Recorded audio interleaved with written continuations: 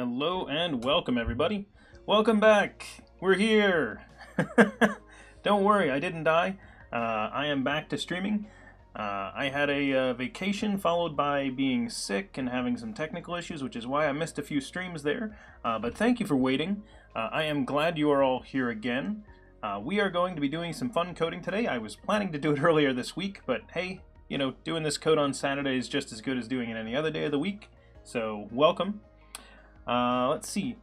Echo Strike. You watch Wars? Yeah. So Echo Strike. That is absolutely true. A lot of us love the fact that Twitch is no longer just gaming, and we're starting to build a programming community here, which is really an awesome one. And welcome everybody that was lurking around in the C# Fritz stream. Developers indeed. And Zultralord, to answer your question about what the change is that's coming to Twitch, they are going to allow affiliates to have custom sub badges. So anybody who's subscribed to the channel, instead of having just the little star icon next to their name, is going to be able to get custom ones for whatever the channel is. So here, I already have a set of badges that are ready to go live as soon as Twitch gives me the ability to do it. So prepare for custom flair in our channel, so DevChatter will feel a little bit unique from all of the other channels on Twitch. So it should be fun. And yeah, I miss Balmer too. Didn't always make all the best decisions. Not the worst decisions all the time, but he's a very lively fellow and really got into the community. And in fact, I know there are a lot of people in the development world that aren't big fans of Microsoft, but I will say in my experience, Microsoft has been very supportive of their developer community, even if they weren't always open source about things, which now they've gone and open sourced everything as well, so it's like the best of all worlds. But anyway, we'll see how they go with that. So the couple of things that I want to talk to you all about. So we are back. We are going to do some discussion about the Decorator Pattern today and look at improving our schedule command as part of that. So our schedule command right now calls out to the Google API, and what it does is it requests data based on where you say you're located. So you tell it a city name or something like that, it searches for it and gets you back what the schedule of our stream normally is in that time zone. So it's a really cool feature. The problem is, if you type in the same city twice, it's going to make that call a second time. So we want to have some kind of caching of that. So we're planning on storing that in a database. And I'll go over what we're going to do with that once we actually dig in, but there's a couple of other things I want to mention. So on Monday, we're going to be doing another one of our Learn to Code streams, where it's going to be more of a beginner level stream. And we're going to invite anybody, and you don't have to be a beginner to get some fun out of it, because we're still going to build code, but it means we're going to start from scratch every time and go at a slightly slower pace and expect that people are going to be following along. So we're going to give instructions for why we're doing things and how different stuff works. So even if you are, say, an experienced programmer, but maybe you're new to C#, you should still be able to get some value out of that. So we'll be doing one of those on Monday. On Tuesday, we're actually going to do our first application security stream. So we are bringing on Bill Sempf, who is an application security expert, like pen tester type guy. And we're going to work through a fun, I don't know if I want to call it a project. My plan is to do a little bit of discussion, so he and I will talk about stuff, and mostly he's going to lead as we do a little bit of application security stuff, looking at how, like, the different ways that we could attack a vulnerable application. That way, you know, from our side, we know how to protect against it, what stuff to not allow. And then on Thursday, I haven't picked the topic yet, but we're going to have Chris Woodruff on the show. And for anybody who doesn't know, Chris is one of the Microsoft MVP type people.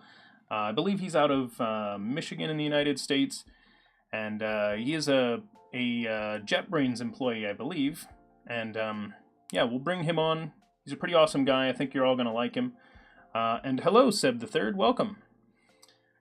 And then on Saturday, so a week from today, we're going to do the next of our Learn to Code series. So this week we're going to have a couple of streams that are Learn to Code ones. So I try to do one a week, but I wanted to make sure that I got a Monday and a Saturday, so that's how those lined up. So And then I am working on guests for the following weeks. So I am chatting with a few different people, and hopefully we'll get things lined up. So it should be good. Anyway, let's jump into the discussion of the decorator pattern if nobody has any questions before we get started. So, I gave a brief background, and essentially the idea is we have a schedule command, which I'm going to go ahead and bring up on the screen so you can all see it. And it's got some tests around it, and we built this.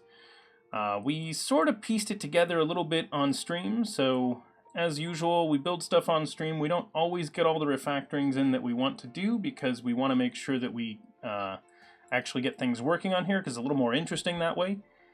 But what it does, and is this actually the latest version? I don't think this isn't the latest version. Hang on. Let me services, go to my city. Hang on, everybody. I want to make sure we actually have the latest version of this. I improved this code, which I hope I committed it somewhere. Async awaiting. Is this the one? Hang on. Yes. Okay, this is the one. We're going to switch to this branch. I thought I'd merge this in. My bad. Alright, so no problem. We'll work on this one. I didn't merge that branch in yet. No big deal. So this should update, and the code will no longer make Simon cry. For anyone who was wondering, there was a comment in there. We had a guest with us on our most recent stream, and he added in a comment with an emoji in the comment because the code made him cry, and I agreed with him. Just required that we make an adjustment first. Okay, so the bot should be in the chat. Let's just go ahead and test it out. So we're going to say CMD. Okay, cool. So the bot works. So you should all see that in the chat there. When we type commands, our bot responds with them. But this is our cool command here. We're going to say schedule in Akron. And then there we go. Our schedule in Seattle is right there. And so this shows what our schedule is, and you can search by place. So it's kind of cool. The problem that we have with it, as I mentioned, is that in order to make this work, what is actually happening is we're making a call out to the Google API in order to do this. The place that you can actually see that happening is right here. We actually just put it right in for now, but I want to move this out. So if we take a look at the task I created this one here, and it outlines what we're planning on doing today. So I put this here so people could see it. And essentially what we want to do is we want to extract out a table to store this information. And welcome, thanks for following, Hassan. And once we get this data inside this table, we're then going to want to, so in order to get it there, we're going to want to be able to store the data. So there's a couple of things that we need to do. The first one is we need to make sure that when we make a request for data, we automatically store that in the database. And in addition, when we go to fetch data from that API, we should first check to see, wait, do I already have this information? If I do, let me get it from the right place. So it makes it so that you don't have to waste that call. And yes, Zalvixodian, Pittsburgh and Akron should be the same time. They're actually not that far away from each other. Oh, and I apologize, everybody. I'm drinking Pepsi out of a bottle today instead of a can. So, okay. So, in order to do this, there's a few things that we need. I want to extract out some code. So first off, I don't like the fact that we have our Google API calls directly here inside of our code. Remember, this is living inside a core, so we don't want a lot of external dependencies in core. This should go somewhere else. So the structure I like to build, you'll notice already that we have an infrastructure project that knows how to talk to Entity Framework, and one here that talks to Twitch. So in order to do this, are we not using the HTTP Client Factory? I thought we were. I think if we're not using it here, we use it somewhere else. Okay, so I'm going to build a new project. And for this project, I want to build a .NET Standard. I believe we did Standard, didn't we? Let me just confirm. Yep, we did. So I'm going to follow that same convention that we've been using and say .NET Standard class library. And in this class library, we're going to call it devchatter.bot.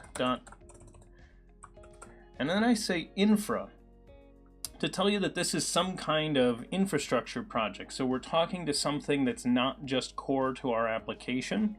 So this is going to be something external, whether it's a database, the file system, some external system like Twitch, or in this case, Google. So I'm going to call this Google API, I think is what I suggested calling it even. Infra.Google API, yep, that's what I suggested. So we're going to do devchatter bot infra Google API as our external connection to the Google API. And Janiscu and Rubix, yes, I am back. I am rumors of my death. Yeah, those were not true. If you heard that anywhere, I did not die. Okay. So now that we have that, we need to make some kind of an external call to that. So I was thinking that we want to make a Google API time zone lookup class. So I'm going to create that class over here in the API project. So we're going to create a class, call it the Google API time zone lookup. And then what I want to do is I want to make this implement an interface that's going to live over here. So inside of Google API, I want to make an interface, and that interface is going to be called iTimeZoneLookup, which, yes, I already came up with the names I wanted to use. So public interface iTimeZoneLookup, and we're going to have this implement it. So when I do this, it's going to make a reference to that project. So the Google API project has a reference to core now. Yes, I am back to living, and Monday should be a good one. Yes, we are going to do another Learn to Code stream, a Learn to Code in C# stream on Monday. So if you want to join us for the more beginner level stream, we're going to be doing one of those on Monday. Okay, so now that we've got this in place, we want our schedule command to call this instead. So this is where we want our actual calls to live. So that means this code, like get time zone info, and then get latitude and longitude. And if you guys are wondering what that noise is, that would be my cat trying to get into a closet right now. He knows how door handles work, and so he's trying to open the closet door that's right over here. So, thanks, cat. And Tommy Two Toes, welcome. Hi. Welcome back, everybody. It's good to see you're all still here. Wasn't sure how many people would show up after I missed 2 weeks worth of streams. That was a lot of missed streams. Yes, Tommy has only 2 toes. And I love that Zalvixidian remembers the name of my cat. And Boss Uprising, welcome. Thanks for following. Okay. So now that I've moved this over here, you'll notice that I got a little squiggly line in my code here. So if I pull this out for a second, you'll see that it's red and squiggly lined. If I get rid of the formatting from that being a link, you'll notice that it can tell that that value isn't available because I don't have settings available because I just moved this into a new class. So what I need to do is this. I need to go back to my schedule command, and I'm actually going to extract the other one over first as well. So I'm going to bring both of them over here, and they're both going to complain about the same kinds of things, right? I don't have the settings and the API key available. But in order to get that, what I'm going to do is I'm actually just going to take this, copy it, bring it over here, and now it sort of is available. So it's here, but it's not set. So I need this to come in from the constructor. So I'm going to lean on my tools here and just say initialize from the constructor, and it's automatically going to build me a constructor, pass that in as a parameter, and so now when it builds this object, it's going to get me the settings I need to call out to Google. Tomorrow starts Twitch Extension Gym.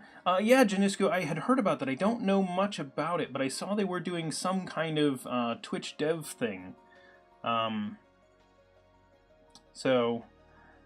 Exactly, Rubix. ReSharper is here to help.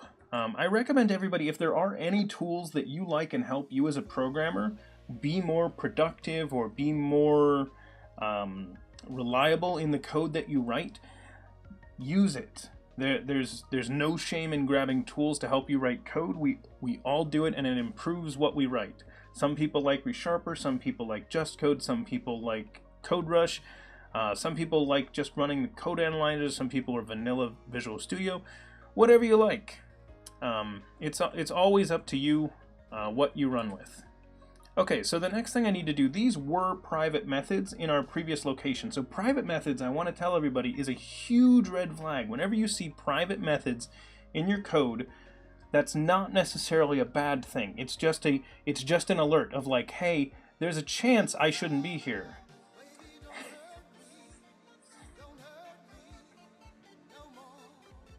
And welcome, Aaron. Thank you for the Twitch Prime subscription. Please enjoy the, first off, the fun dance, and Bill and Steve there helping us out with that one. And also make sure to enjoy the DevChatter emote that you now have access to. So, thank you. Have fun. Spam some of those emotes in the chat, everybody. Because I don't know about you, but I'm a big fan of our little dinosaur. Okay, so... So what we want to do is whenever you see a private, it doesn't mean it needs to go, because you do want private methods, but it's often an indicator that maybe that lives somewhere else. And in this case, it does. So I'm going to make this a public over in a new class. It was in a previous one before. And so we've pulled this out of the schedule command. Now remember, since I just pulled it out, we still have these big red lines here. Don't worry about those. We're going to fix them here in a second. Because it's going to, once we just depend on the other class, we'll suddenly use it. Also notice, we no longer use the settings here in the schedule command, which is really cool. Because that means schedule knew about Google Cloud settings, which seems weird because it's just a schedule command. It shouldn't care where its data's coming from. So there's no big deal there. Don't worry about it, Aaron. I'm usually pretty good about getting back into things. And thank you for that follow also, Nedbo? And I apologize if I butchered that name. Okay. So now the only thing that's left here is that it's trying to call these. So that's a pretty easy one. We just need a... Yeah, exactly. Rubix is right. People interrupt, and I try to make sure that I just continue to stay on track. So, it happens. Don't worry about it.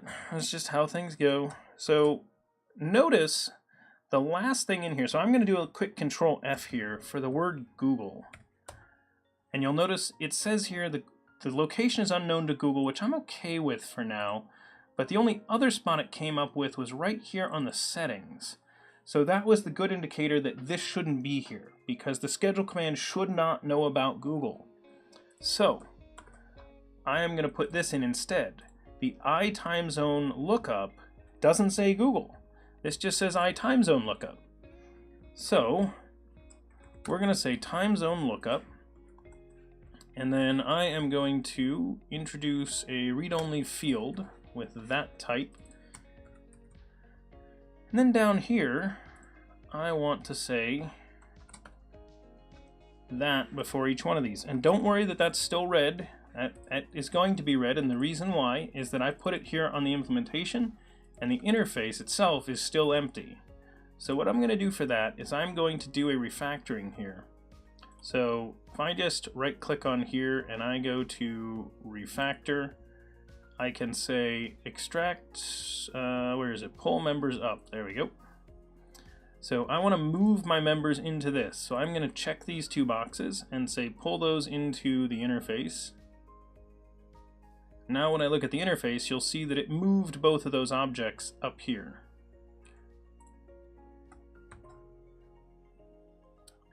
Okay, so that extracted those there, and it works pretty well. So once we get those in that spot, I think it is time to do a quick check that everything compiles and runs, and do a commit based on this. So let's do a quick rebuild. We're going to run the code. So for everybody who is wondering, this code is actually the bot that is running here in chat. So if you talk with our bot that's in chat at all, that is actually where it is. Ah, yes, this would fail. So our tests don't know about that new project, and we need to reference it and use it, and that's not a problem. So we are going to add a reference to this. It's going to reference the Google API project for now. Actually, do we want it to? No, we don't want it to. I'm going to remove that reference that I just added. So let's do this. Projects. So you'll notice this project is right here. I'm actually going to remove that. We're not going to do that one. We are going to do this instead. We're going to say new mock of I time zone lookup. And then I'm going to say .object. So we're just going to create a new mock and just immediately use it right there. I'm actually just going to clean those up a little bit while I'm here. Okay.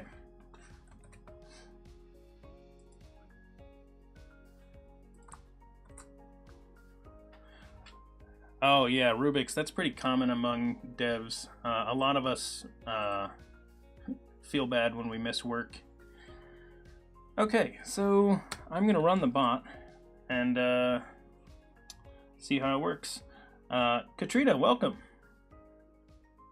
Hopefully everybody's having a good weekend. Today is a Saturday after all, and what is July 21st, so we are 3 weeks into July already. That's crazy.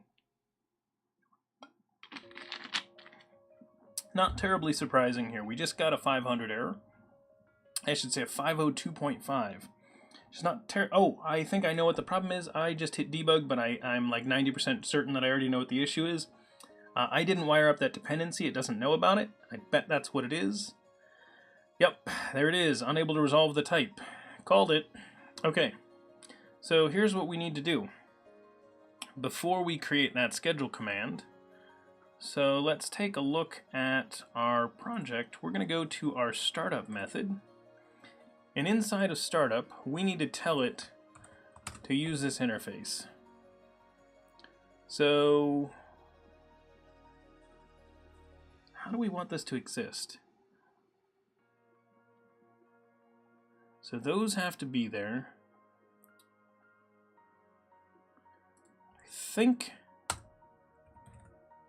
Since I think this is going to create a new web client each time, since we're going to use an HTTP client factory is the actual way we're going to make this work once we fix it up a little bit, I think it makes most sense if this actually just lives forever again as well. We'll see. Yes, Zelvixodian, you are correct. That is a very good way to do that.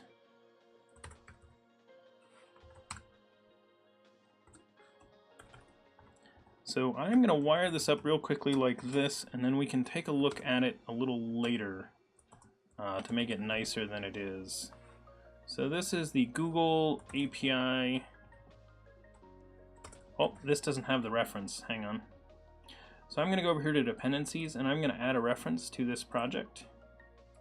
And then once I do that, now it should be able to find it. Google API time zone lookup. Okay. So that ought to make that work. So now we're going to go ahead and run this again. Let's see. Ruffy, do I know anything about the Monte Carlo tree search algorithm? No, Ruffy, I am actually not an expert in that one. Okay, so it looks like it's working. Let's try this again. Okay, looks like schedule's working. Assuming I can type, so schedule Cleveland, schedule London, there we go. And it figures out that it's Eastern Daylight Time and British Summer Time, so that is perfect. That schedule command is still working exactly as we want it to, which is a big thing because we did actually switch it now to being async. And also we extracted that code out into its own classes. So that is powerful. Okay, so let's say move Google API calls to own library. So we moved that into its own library because we kind of want to keep those dependencies away. If it comes to it and we decide, hey, you know what, Google charges us too much for that, we need to switch it out, we can. But also, it lets us keep all the like content of connecting to the Google API together. So no one has to like search around for that. We know where that code is. Okay, so that gets us our Google API connection. So perfect. Let's take a look at the issue that I created in our project. For anyone who is wondering, yes, I am going to link this again. All of our code is out on GitHub, so you can take a look at it at github.com/devchatter. So if there's ever anything interesting that you want to see in the stream and you want to take a look at the code afterwards, it's all pushed up out there.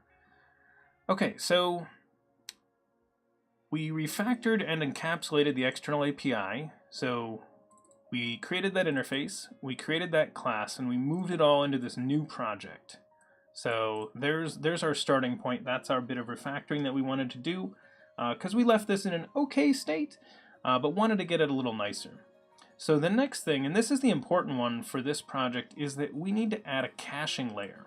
So remember I mentioned every time we call the schedule command, it actually calls out to Google and hits their API and pulls us back that data.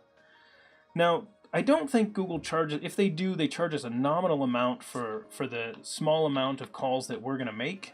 But it would be nice if we didn't make those calls every single time, especially when you think about the fact that someone could use this who's on a bigger stream and the schedule command could be getting called all the time. So in order to minimize that, we want to add some kind of a cache to this.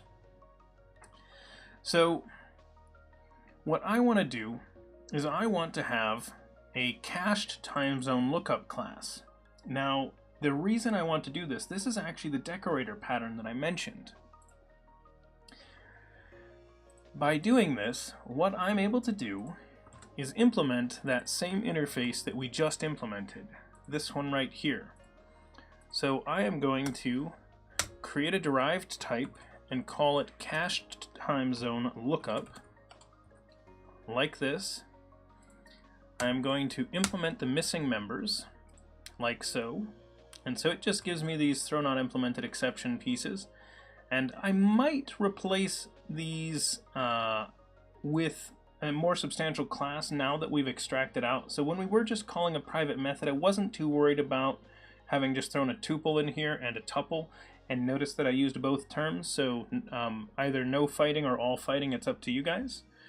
Because everybody argues over whether that word is pronounced tuple or tuple. And welcome, Krish and Prasanth, and I apologize for butchering either or both of those names. So we're going to move this to its own file. So the interface is left alone, and this class gets its new file. So we now have a cached file here. So I put this inside of the Google API. I'm not huge on that being in there.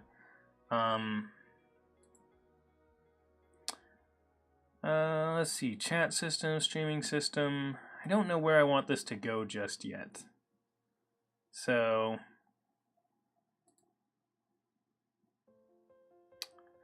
it's a tough call. We'll see. These might actually end up moving over into Google, and this might just be called time zone lookup. So something along those lines. We'll find out. Maybe it'll all move in with command. It's code that potentially needs to go somewhere, and it's something we should discuss. Okay, so you're all probably wondering, what makes this the decorator pattern? Well, right now, nothing. But once I do one more thing, then it will become the decorator pattern. And so the way I'm going to set this up, I'm going to implement the decorator part first. So essentially what we're going to do is we're going to make this decorate our other object, but not add any functionality of its own right away. Then we'll add it. So here's how you do it. This is the secret. Time zone lookup is the interface that both this class, that currently does nothing, and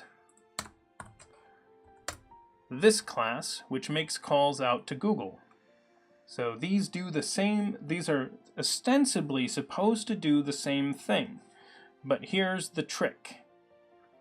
Because we need a trick to make this work. When we're in the cached one, we actually want it to have an extra dependency. We are going to give it this dependency, an iTimeZoneLookup dependency. Yeah, that's right. It's taking in an interface of its own interface it's implementing. So we're going to call this internal lookup. Because it is internal to, whoops, I need an extra L. It's an internal lookup. And once I do that, I will show you the no-op magic, and you're going to wonder what the point of this class is at first. But don't worry, it'll make sense. I am actually just going to call that return await dot latitude and longitude, and then say client and lookup. Actually, wait, do I just return? Yeah, I just return it. Duh. Okay, so we're gonna do that one, and then down here we're gonna say get time zone info, passing in a client and a lat and a lon. There we go. Okay, so here's the hilarious thing about this is literally right now this code has just called through to another code, and that actually is what makes the decorator pattern work. So notice over here how what we did is we just called through to the internal. So our class is currently doing nothing. Okay, big idea here, everybody. The reason why we did this is that, first off, we want to follow the single responsibility principle, which means this class, the Google API time zone lookup, has the responsibility of calling out to Google to get us the information. The cached time zone lookup doesn't have that responsibility. The responsibility it has is to decide whether or not to pull data from the cache or to call to Google. And really, instead of Google, it means call the internal one. So that means that this is going to be the decision maker. This is going to decide where we get our data from. So, in order to make it actually do that, we need one other piece. So there's one other player here. Exactly, Aaron. This is the brains of the operation. So, what we need is a cache layer. So we need an iCache. Do we have an iCache layer yet? Or an iCache provider? Some name like this. So I'm going to say cache layer for now. We could call it a layer or a provider, but in some way, just to recognize the fact that this is accessing our cache. So we're going to store this somewhere. Now I'm calling it a cache, but interestingly, we want this to live between runs of the application, which means we need more permanent storage than that. So we have the option of either storing in a table in a database, or we could potentially store in a file. In this case, we're going to do a database because we're treating this more like a web application than, say, like a little utility class or something like that. Yeah, Aaron, we could do something like Redis or something like that. There are a lot of options. Yep, all kinds of ways we could cache this, and that's also why we're just calling it an iCache layer. The idea here is that we don't care where it came from. We just want to know that it's stored temporarily somewhere. And Wicked Blue Ninja, it's going well today. Okay, so let's hop over here. We're going to create a new folder. I'm going to call this caching. And yes, for now I'm making a caching folder inside of core. That's important because I'm making it, whoops, not a class, I'm making an interface. I'm making an interface called iCache layer. So your interfaces, remember, are an abstraction. So the idea is that nothing actually, so this interface has to get implemented. And in order for everything to be able to implement and use it, it's important that it be in as centrally located place as possible. So we're going to put this inside a core. Okay, so we have our cache layer set up. And Cuddly Honey Badger, welcome. So our cache layer needs a couple of things. We need like a try get value.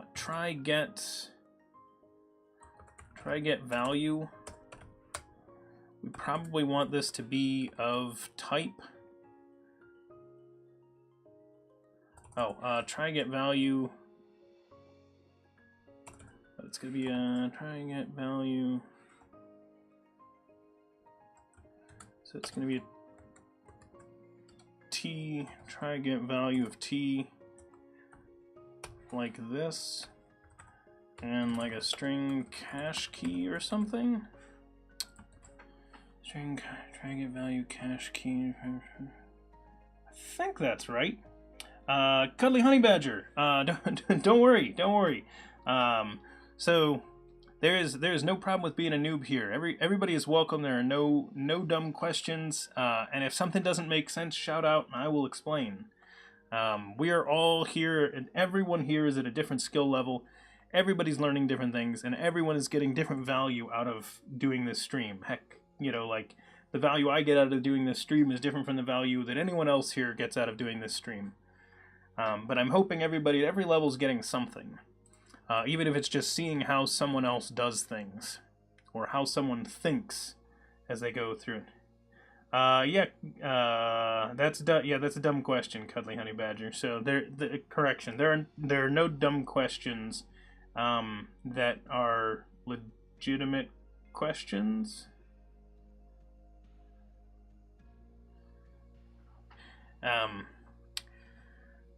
I don't know. Hard to explain. I think you get the idea, though. You shouldn't feel bad about asking questions. Let's see. Cache layer. We'll bring this in here. And then we're going to...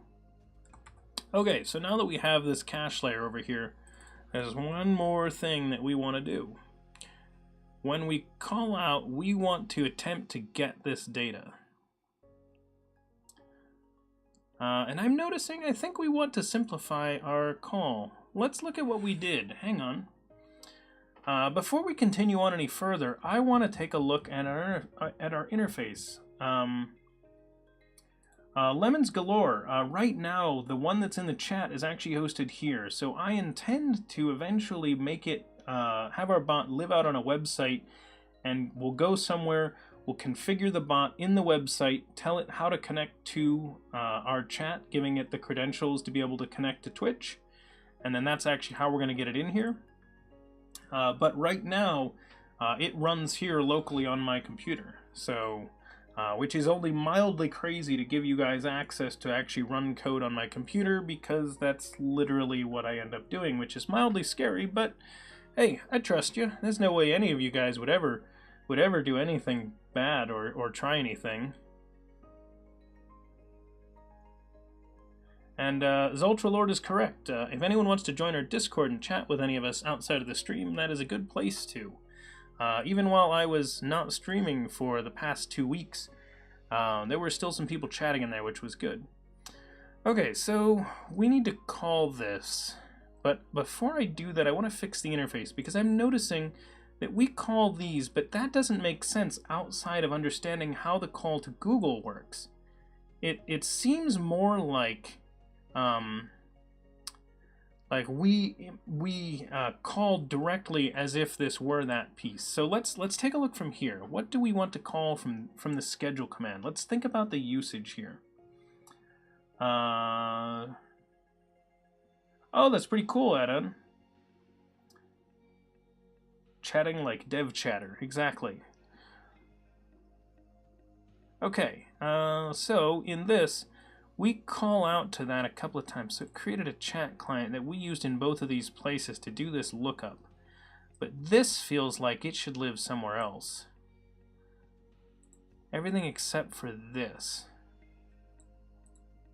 Unknown city message.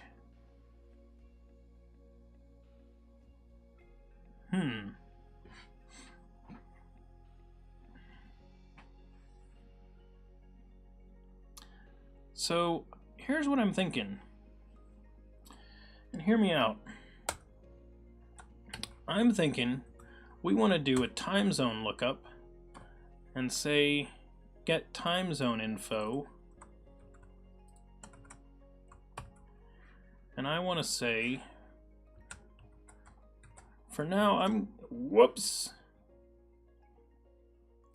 going to leave it with calling the HTTP client directly, even though receiving that.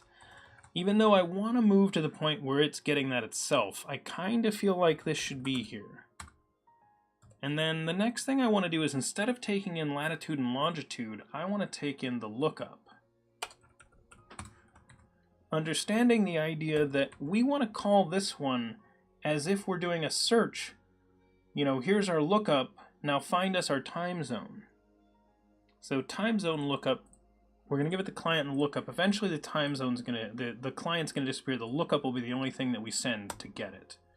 So I'm going to add this method to our interface. It should. Oops, not that interface. Where's the interface? Right here. Oh, I left it as void, but we don't want it to be void. We want to give it some values. What we actually want is this one.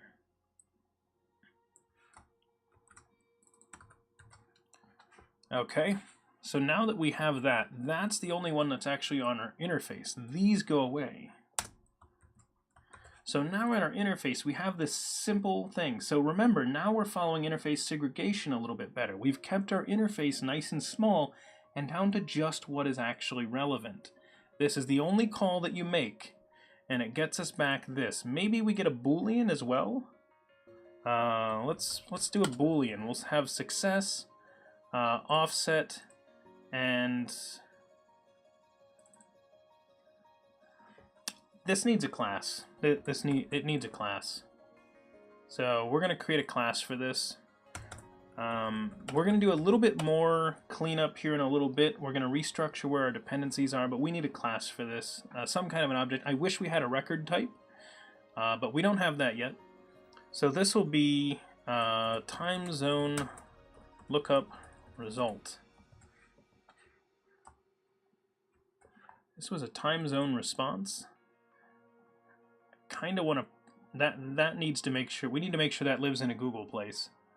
Okay, so time zone lookup, and we lowercase that z when we did our time zone up there. We did time zone as one word. Whether it is or not, I'm not sure, but let's be consistent at least.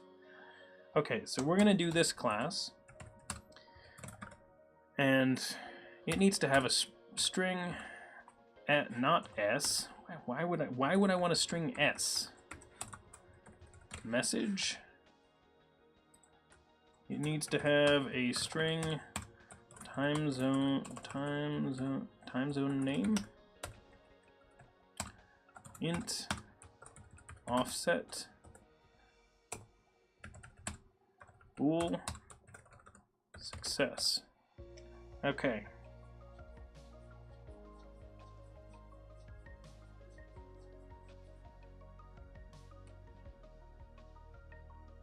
There we go. And welcome, Unicorn Dev. Hopefully everybody's having a great Saturday so far.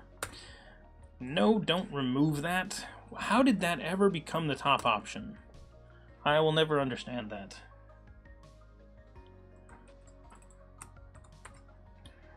Okay, so this now needs to be the return value of our get time zone info. It's now going to return this.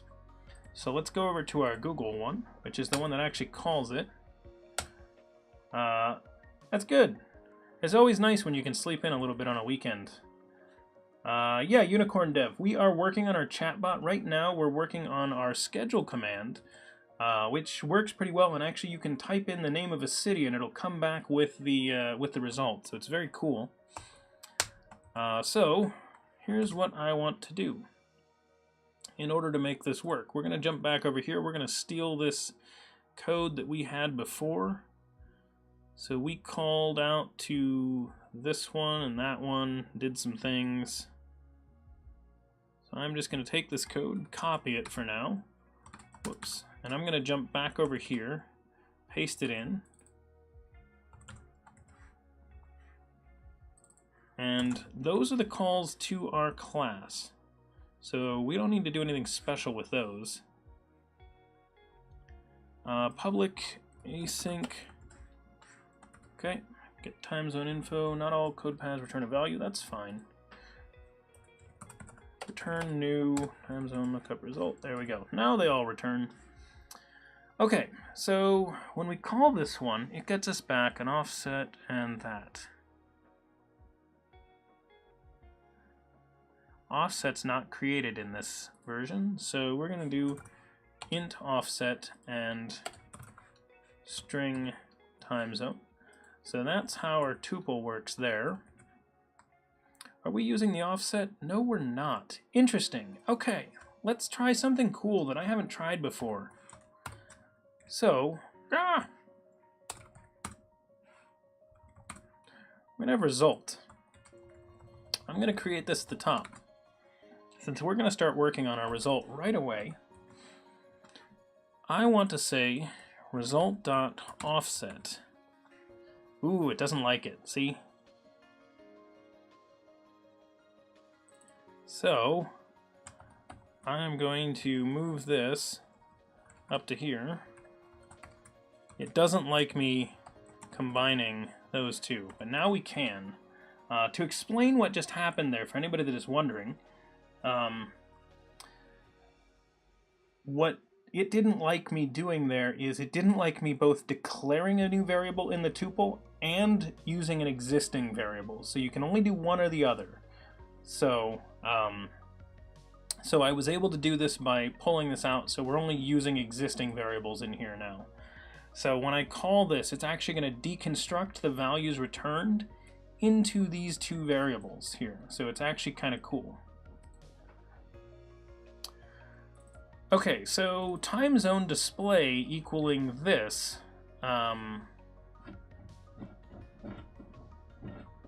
This piece feels like it lives back in the schedule command. So I'm going to cut that for now. We're going to leave that piece alone. This appears to be the error message.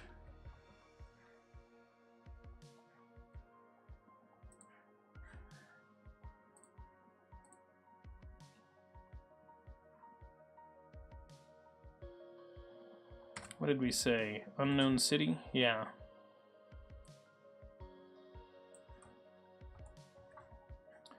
So I'm going to chop that. We're going to just put it in here for now. And no, I'm not leaving it hard-coded. I just put it there so I could do this.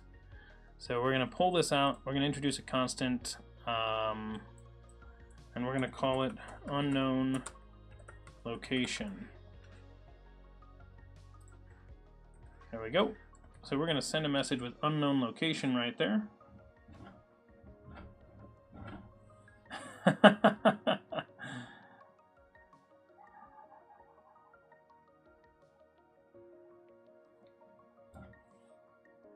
Alright, so we don't want to send this message. This is our error message. So if we're in this case, that means we had a failure, which means that result.success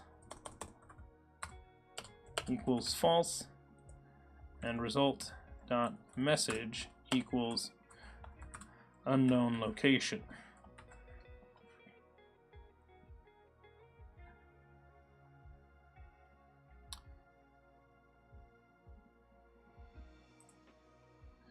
So in here, we have, this is going to be result success true.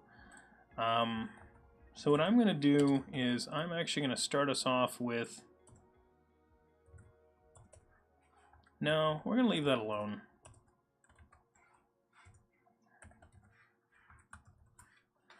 Do this here, result gets an offset. What else does it need?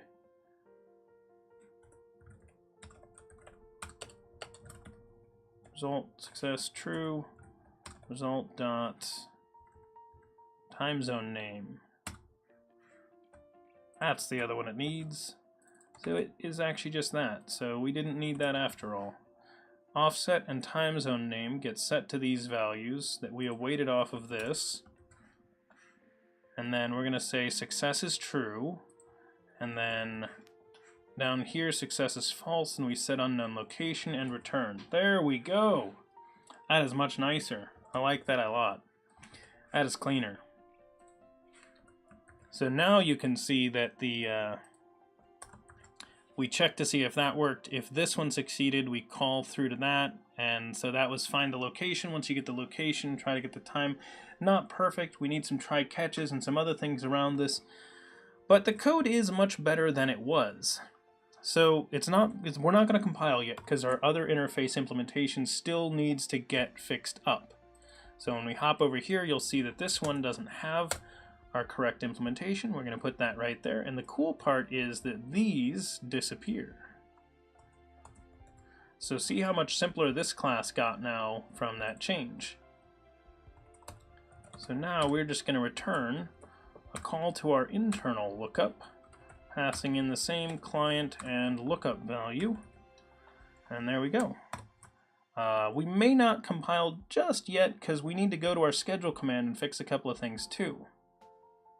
So over here, we looked up this value. Let's go ahead and store this in a variable. Oh, we didn't await this. My bad, hang on. Going to await that. Now we have a time zone lookup result. So there's our lookup result. And our lookup result has a couple of things. So first off, certainly don't need to call that anymore. And we're going to say, if success, then cool, we're going to set the time zone name thingy to that. And then if we failed, then that means we're going to say lookup result dot message is what we're going to print out. And then, do we return anyway?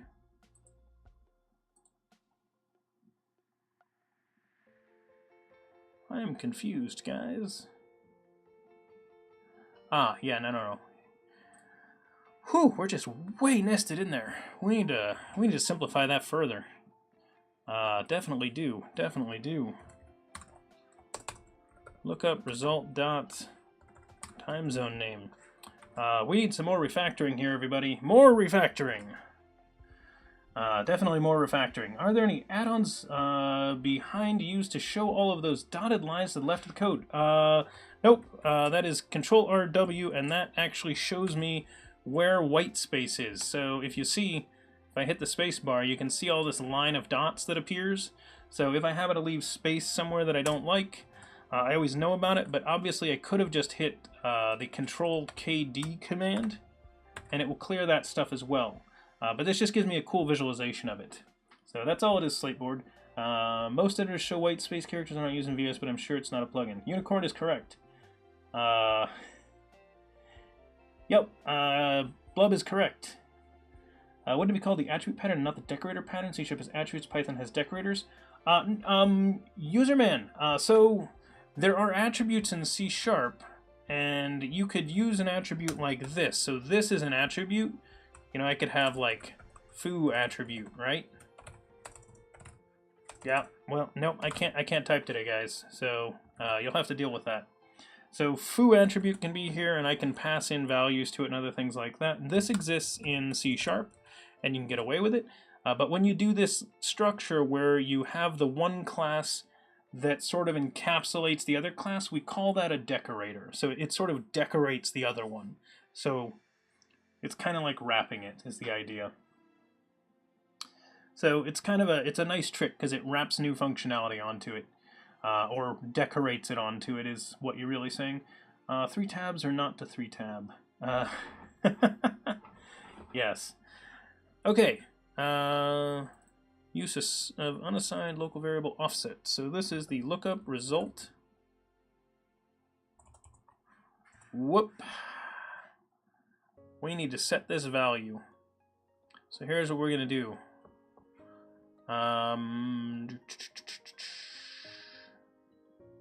First off, I'm going to say if it was not a success, then we're going to do this stuff.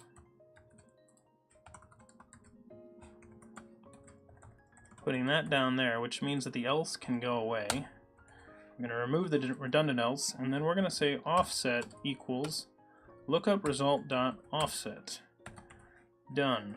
Okay, so now that value is set, and we are back to working again. Hooray! Yeah, userman. So, Decorator in this case is just a pattern. It's a way of structuring our code. You can do the same concept in Python as well as C#, and it works just fine to do it in either way. You could do this in Java. You could do this in JavaScript, really, if you like. There are ways of doing it. It's mostly an object-oriented concept. So as long as your programming language supports object-oriented programming concepts, whether it is actually an object-oriented language or not, it should be able to support the pattern well enough. A wrapper is a decorator without adding functionality. That is a good description of it, Zalvixodian. If you are not adding functionality, you're just a wrapper. Okay, so this should work. Let's give this a try. This is the new code. If it breaks... oh, actually, did I set my dependencies? I might not have done the dependencies yet. Nope, it worked. Okay, cool. All right, here we go, here we go, here we go. We want to try New York. Wretched sometimes. If I have a new dependency, I do need to set it, but that is actually correct there. There we go. So that's our schedule. If you live in New York City, we stream on Mondays at 2 p.m., Tuesdays at 2 p.m., Thursdays at noon, and Saturdays at 1 p.m. If you don't live in New York, let's say that you live in... Hey, Dusseldorf, there you go. I was going to do Berlin, but Dusseldorf works. Anyone want to try Munich and see if it's any different? And Unicorn Dev, that's going to work just fine because that's a 0.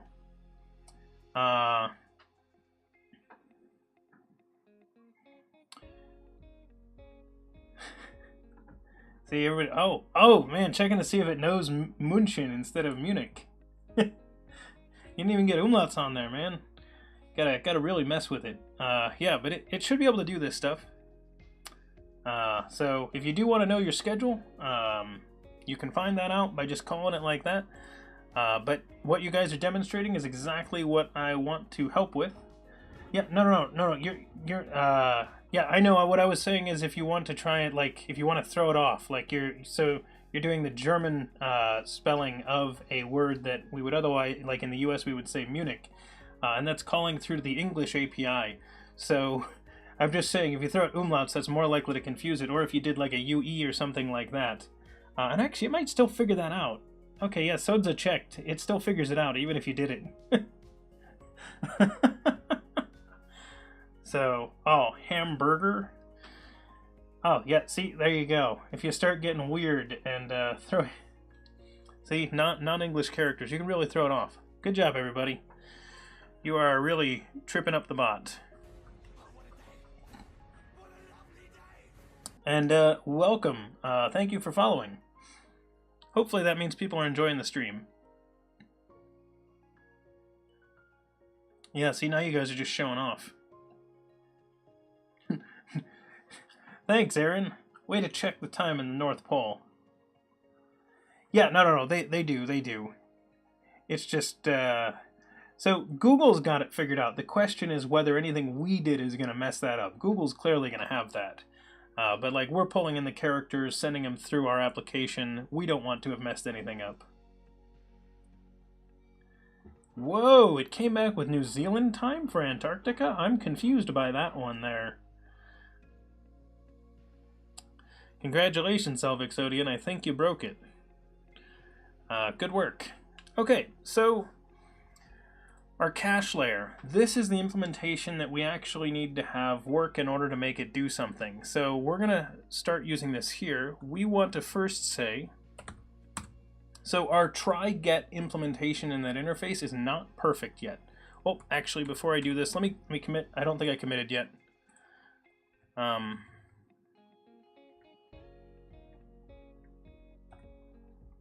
Okay. I think that's enough.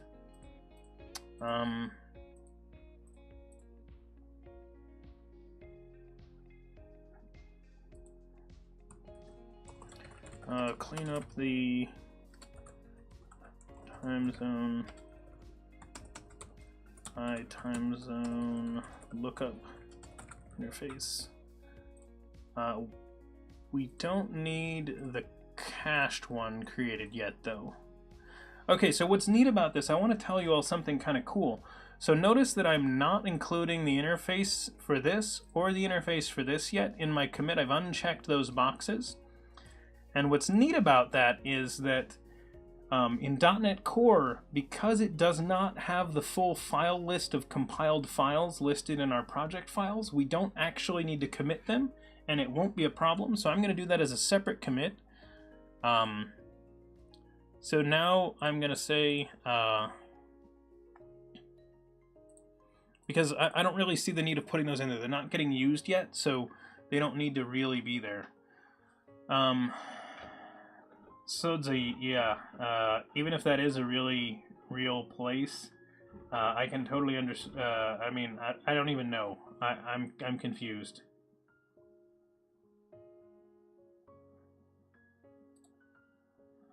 And sorry, Unicorn Dev, you can't actually get it that way. But if anyone is interested in actually seeing any of the old videos from DevChatter here, you can actually find a lot of them here in the videos section on Twitch. And if they're not here on Twitch, the best place to find them is to check out our YouTube channel, which I just posted in chat. It's youtube.com/c/devchatter. How's it pronounced? It's so long for me. I would run out of breath. Oh, trying to say that word, yeah. So I'm gonna do this before the... sorry, guys. Okay, so we got that stuff committed. So now we want to use the cache layer. And what I want to do is this. I want to make the cache layer a little special. So I want to say if underscore cache layer, and actually I called it try get value, but I don't want that to be its name actually. I'm going to say cache layer dot, we'll say try get value for now. And we'll say we're trying to get a time zone lookup result. Schedule, Brendan's house.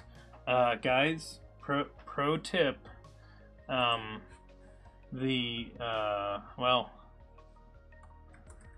what? Here you go. Schedule -4. Oh, no, I can't, I killed the bot, yeah. But anyway, I'm in Eastern Daylight Time in the United States, so, not that crazy. Okay, so we're gonna do this. I said try get value. Now the reason I called it try get is so I called it try. We're gonna change that name. Try is not exactly what we want to do here. So normally if we did a try, we would have done one of these. We would have said out t, and we would have said result, or we would have said value or something like that, and then this would have been a Boolean result. So this is the normal try get structure where you say try and your result is actually the bool of whether or not it succeeds, and you have an output parameter. This is the normal structure. We don't want this. We want something a little bit different for our cache layer. So we want to get or save. Get or insert. Let's see. Ooh, what do we want to call this? Try get or.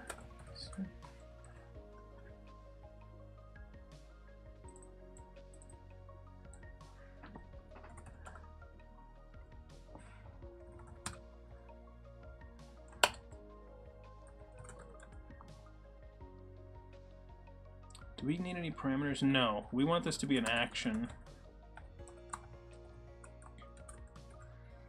Action that returns a T, and this is a fallback. Well, yeah, it's like getter set, and it's not quite an upsert. It's get or yeah.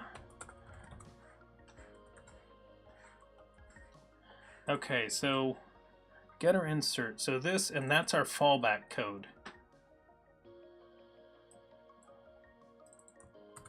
It's something like that. And we may need to fix up the name. Yeah, naming is seriously the hardest thing we do as developers. So if there are any newer developers in there, like seriously, watch an experienced programmer code anything and you will see us like stumbling over names and trying different things. So almost never do you want your first name for something. Like you'll cycle through a few, so don't feel bad at all when you can't get a good name right off the bat. It happens to all of us. Okay, so here's what I want to do. Fat arrow, and then call to this.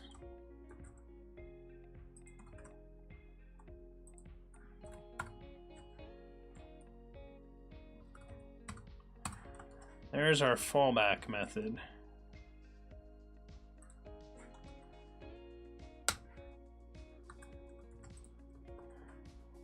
Change local. Oh, whoops. OMG. Can we await this? Wow, I don't know how we do that. Okay, sorry guys, horrible thing for a moment.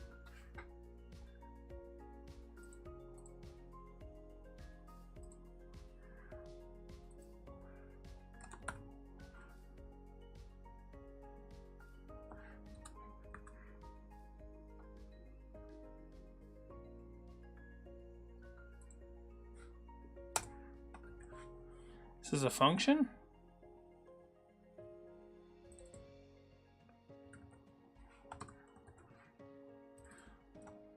I'm confused why it made me do that as a function instead of an action.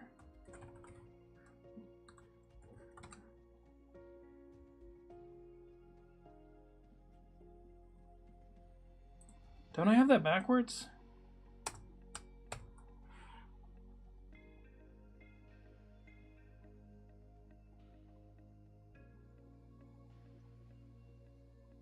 No? Okay. Oh, yes, Blub, you're right. My brain was not functioning there for a moment. Thanks for the heads up. I don't know why my brain wasn't working there.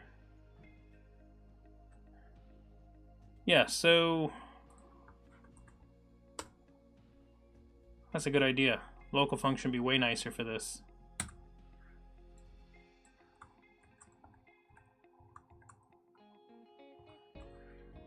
Okay, so now I want to return the value of that.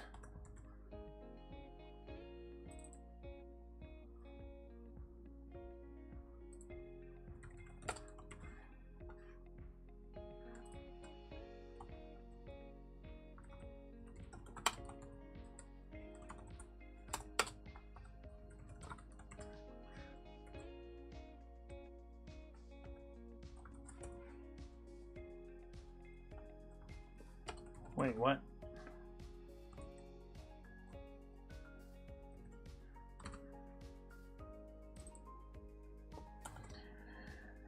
Okay. That's annoying.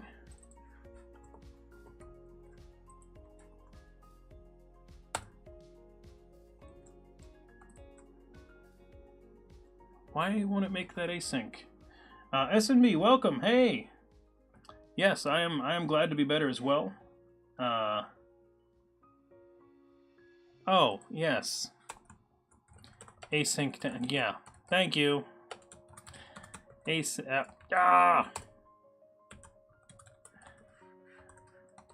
Don't know why my brain wasn't working. I'm like, yeah, no, I just add the task here. It's not valid for that? Okay. I'll trust you. Return, await, that, okay. We don't actually need that anymore because it knows what it is. This needs a value. Set this, please. We'll figure out what that is in a minute. This is fallback. Is calling through to the internal. So basically what we did, so I want to explain this because it's a little weird. So we want to call to our cache layer and say, hey, get the value out of the cache. If you can't, fall back to this instead. And so what that means is that our cache layer does not actually know what its fallback ever is. It just knows that it has one. So again, we're keeping that information locked here. So I told you when we started this part that the cached time zone lookup, its single responsibility is understanding the idea that you access either the cache or the lookup from the external resource. It's the only thing that knows about that piece. Yeah, Zelvixodian, you guys are right. I was just being wonky there for a minute. And so what we end up with is there is a Google API call that understands, hey, I call out to Google. There is a cached time zone lookup that understands that we do caching or an actual lookup. And then there's a cache layer that understands how to store it in the database. And those are all separate pieces with separate concepts. And it just happens that this one decorates one of the others. But it keeps that nicely structured so no one actually has to get muddled together. Also, I know everybody, the world has changed. I am drinking Pepsi out of a bottle. It is very strange. This is my last one. Once I finish it, I will switch back to drinking Pepsi out of cans. I know you were all worried, but don't worry. I am unchanged for the most part from our last stream. Okay. Yeah, see Katrina, it's so weird to have bottles. My wife got me some bottles. I don't know why. Let's see. So we need to make the cache keys somehow. I want this to actually be logic that exists somewhere, maybe in a method here or something like that. But for now, we're just going to put it right here, and we're going to call this. I'm going to leverage that method name, and what we're going to do is we're going to say name. Name of. So we're going to have the name of the method, followed by a dash, and then the lookup value.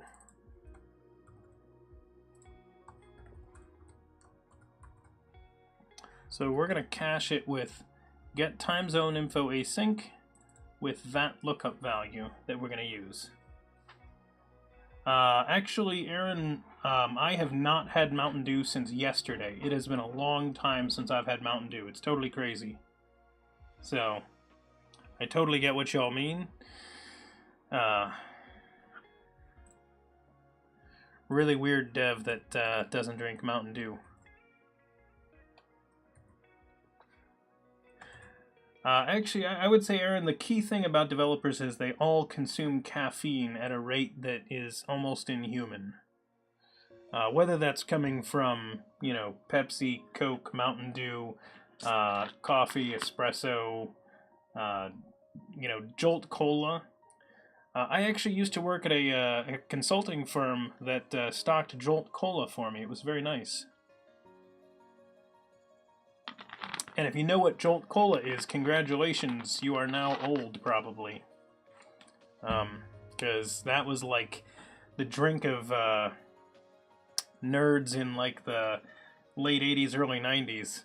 Hey, Twitch yeah, Jolt gum. They had a black cherry Jolt, too, that almost tasted a little bit like Dr. Pepper. Caffeinated what? See my point? It's not actually Mountain Dew or something like that. It's just, we devs are just caffeine addicts. We're caffeine addicts and efficiency experts. Not much more we can say about that. Okay, so there's our cache key. We're going to do a getter insert, and then we're going to do that. So I like the way that's structured. I think that's reasonable. It's not perfect yet, but I think it sort of works. It's good enough for us to start.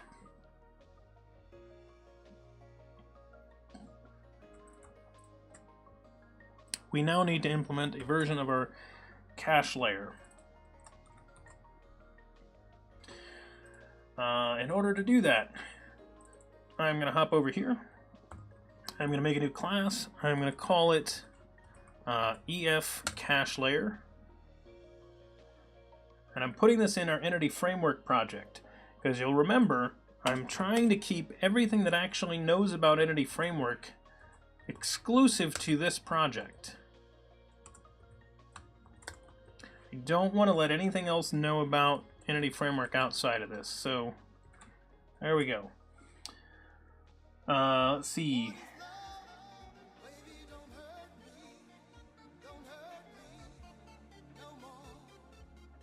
And thanks, Wretched. As you can see, Bill and Steve appreciated that. Gave us a little dance, so please make sure you enjoy that DevChatter hype emote. Thank you for subscribing. I'm glad to know that you're enjoying the channel. So if everybody wants to spam some of those DevChatter hype emotes in chat there, the T-Rex is excited, everybody. The T-Rex is excited. I used to drink a lot of Coke, and then you got a kidney stone. Yes, Blub. I know some other people that have had similar problems. Yeah, once you hit your first bad experience with having consumed too much of a certain beverage, regardless of what beverage that is, a lot of people end up taking a break from it, or eliminating it entirely. Okay, so our cache layer. So we know that we need to check to see if the value's in the cache, and then access our fallback. So, step 1. Check to see if the value is in the cache.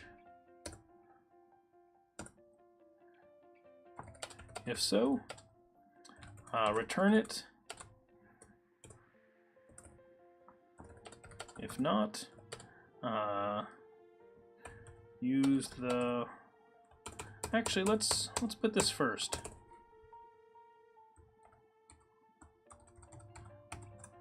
Return the value from the cache.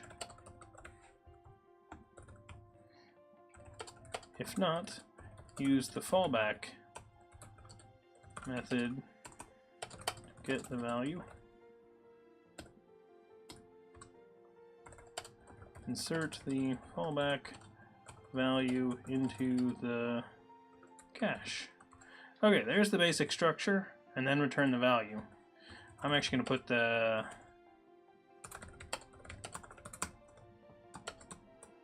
I'm going to put the throw exception back in the bottom of this so we can keep that little outline there. Yes, Blub, the cache needs to support expiring values. I agree. So normally if you just used a standard memory cache, we could get away with that. So that is one option. We could support a memory cache. The reason why we're doing an EF cache here is because I think there's going to be value in having some of this data in the database even outside of just the time zone lookup. We'll find out if any of that actually comes to pass, but I think there'll be some value in it. And I know that we want it to live after an application reset, so we don't just want to use a memory cache, because I think there's going to be enough value in, like, we restart the bot. Especially since in our stream, I restart the bot all the time while we're going, so it's just going to kind of happen.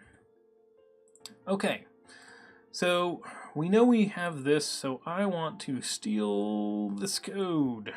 There we go, thank you, EF generic repository. So we're going to grab our data context, and we have access to it right here.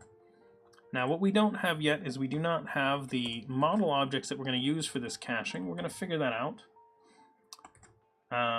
But what we want to do first is this. Oh, and you all probably noticed we're on this branch called async awaiting. Don't worry, I'm going to actually rename our branch to something else, or just change it when we pull requested in to reflect what we're really doing. We're just sort of leveraging this branch right now because it was refactoring the schedule command. Because that's where I started with it. So we'll do something else with actually implementing async awaiting everywhere else. And actually, so Janiscu, I always call you Janiscu. Is it actually, is your name actually spelled like Jan? So like, would it be like closer to Janiscu technically? Something like that? Maybe it is Janiscu, I don't know. What do I know? I am a native English speaker. We pronounce that letter differently from a lot of other people.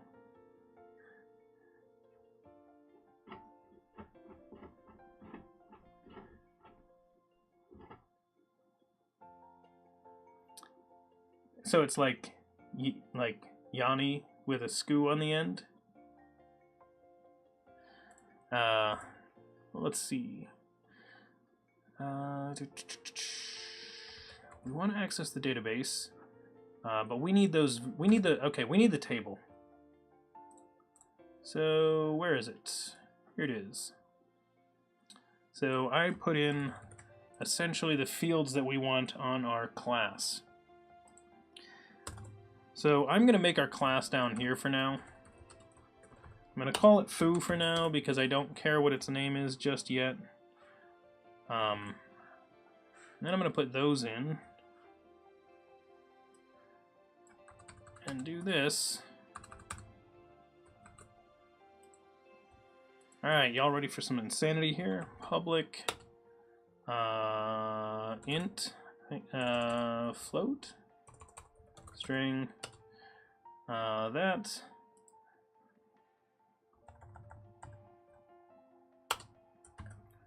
get set. Boom, fixed up. Look at that. Isn't that nice? Oh man, I'm such a cheater sometimes. Time zone name, string, lookup string, string, latitude, float, longitude, float, offset, int, date updated, date time. We'll do that for now.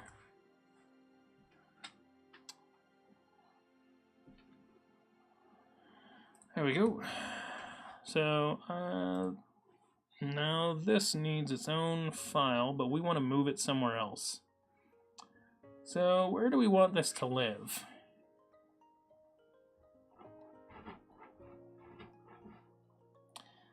Wow, I almost want to let this live out here. Because this almost feels like it's just part of the cache layer for this. It feels like this is part of our EF cache.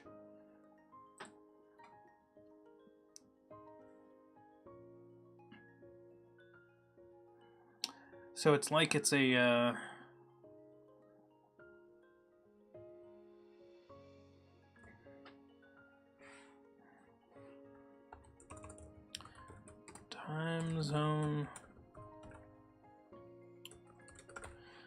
time zone lookup cache item.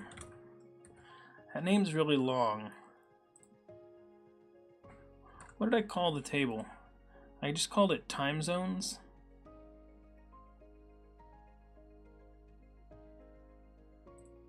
Guess I can just call it time zones. At which point, if I'm doing that, maybe we're intending it to be generic enough that it lives everywhere. So we'll call it time zones and move it over here into core data model. Class time zones. Let's see how it does. Yeah, Sodza. Man, I would go crazy if I couldn't do the multi-line stuff. It's amazing how many new features in C# we use, and Visual Studio, and all the new tech that we get all the time. New parts of C#, new parts of .NET Core, new parts of Visual Studio that we use all the time and get really, really used to. So, if I'm ever using something, this goes for anybody in chat, if I'm ever doing something weird that you don't understand how I did what I just did, seriously, just ask in chat, and I will explain what I just did as best I can, given the allotted time. But it's always worth asking.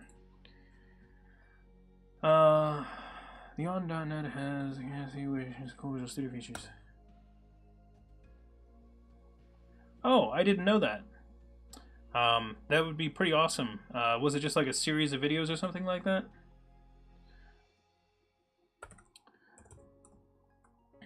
So _db dot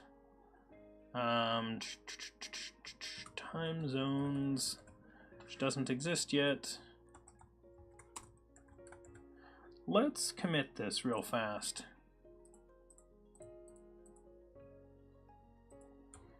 Preparing an EF cache layer for time zones.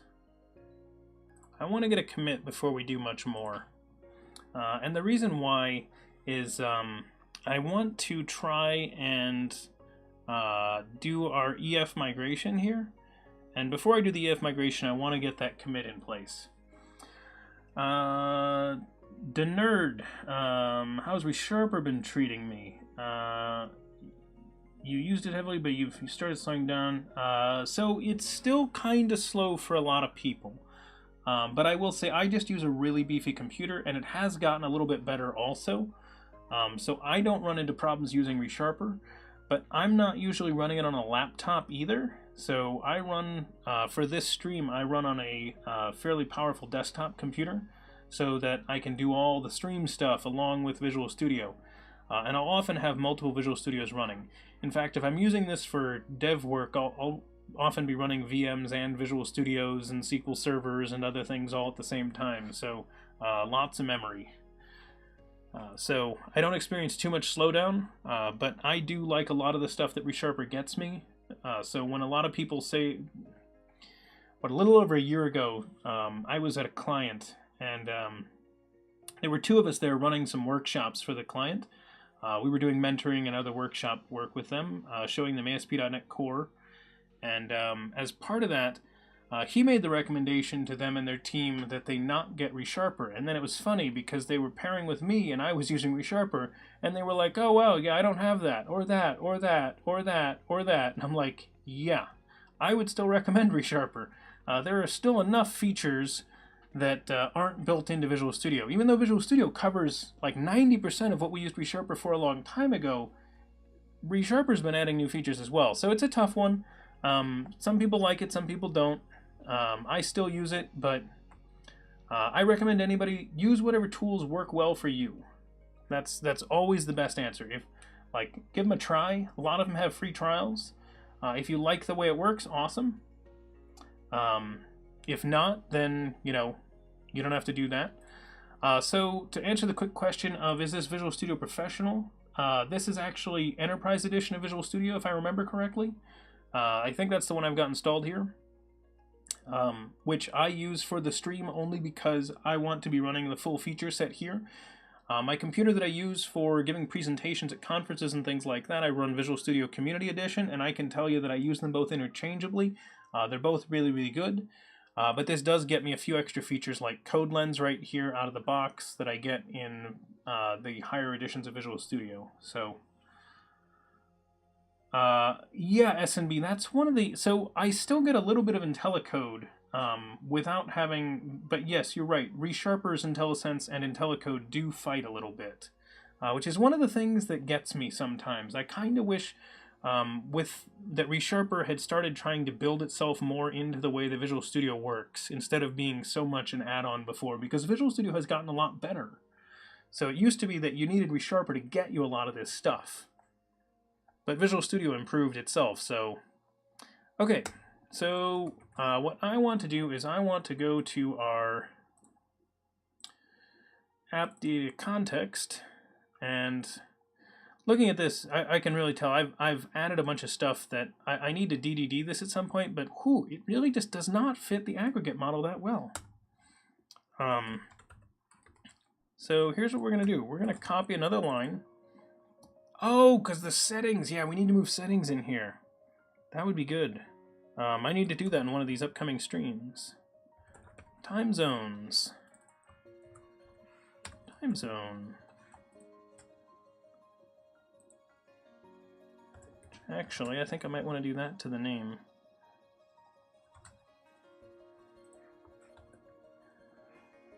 Rename file to match type. Time zone. Time zones. So it's going to make a table called time zones and a class called time zone. Maybe it should be time zone entity, just to match the naming convention. The time zone entity. Yeah, S&B. Roslyn is probably one of the greatest things to happen to C# in a long time. Is it legal if you code in C++? Van Buren, yes, it totally is legal to code in C++. Warren Buffett, welcome back. Then don't want to switch. They don't want to switch to Roslyn-based hints and all sensing.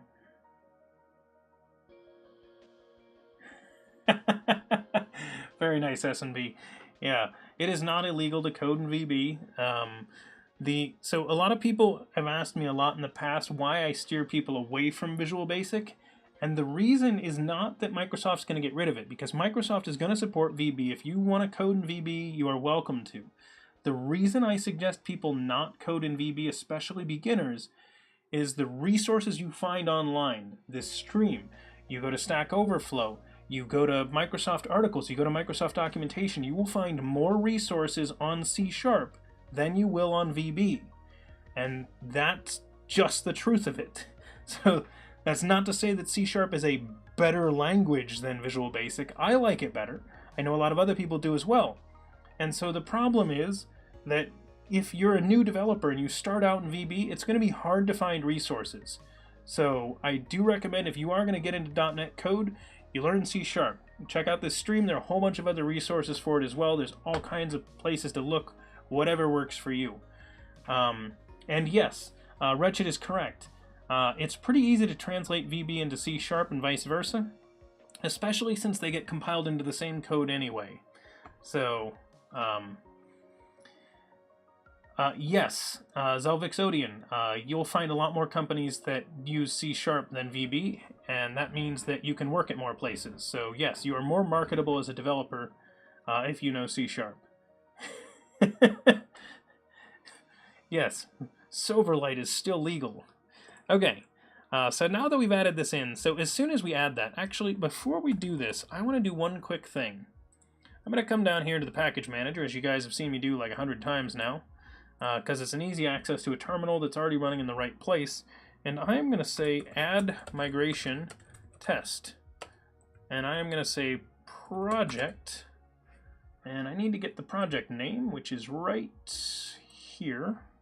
So I'm going to copy that, paste it down here. Whoops, my bad. It was just dash project, not dash dash. There we go.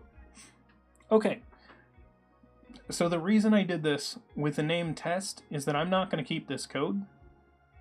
I just want to run this really fast because I wanted to confirm this.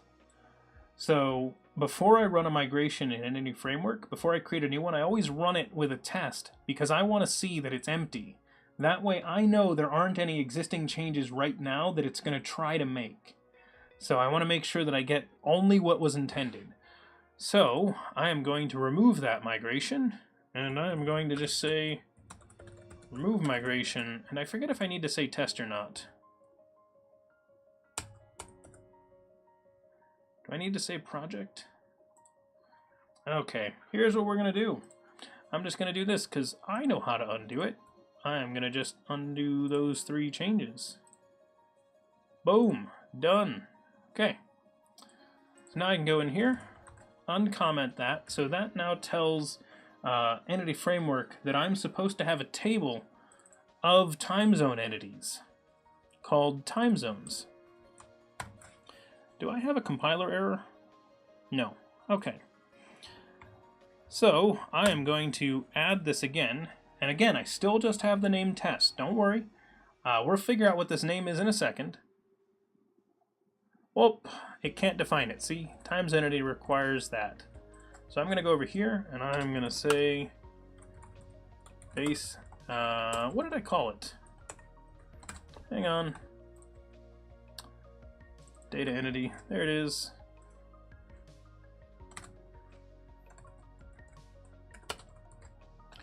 So my data entity is a simple thing that I just use as like, this is my entity object. So we're going to build this again. Remember, I'm just calling it test because we're going to throw out this code in a second. So I know when I run into classes that are just called tests that I know I can just throw them out. So what did it create? It created a table called time zones. It gave it a primary key of an ID. It created a column for that ID, and it made it a GUID. It gave us a nullable string of the time zone name, and the lookup string, which that maybe I want to be non-nullable, but I'll leave it alone for now. The same thing on my latitude, longitude, offset, and my date updated. I probably want these. These ones I probably want to be nullable. But again, I'm not going to worry too much about it. I can fix that later. Nullable, non-nullable switches are a pretty simple one in SQL. And then the downgrade it did was just dropping the table. So that all seems right to me. So I'm going to undo these selected changes again. And now that they're gone, we're going to give this a correct name. So what we did here in this migration was create time zones table. So that is a migration where we're creating the time zones table. So I apologize, that's a little bit behind my head, but it was right there. See it? Tiny little text there. But don't worry, I'll just run that. Not much to see there. It's that code right there, in case anybody's wondering.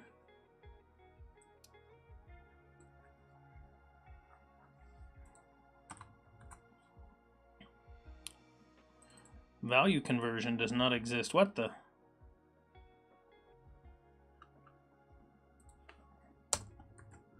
I might be missing an EF reference somewhere. The auto-generated code added a thing I didn't want. Thanks, auto-generated code. I will need to check my Entity Framework references sometime soon. I'm not going to do that right now, though.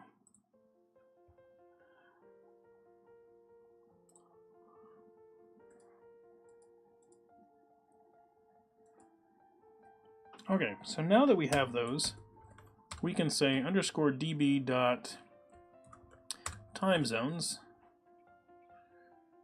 and there it is. So we do actually have access to that. It's right where it should be. Let's go ahead and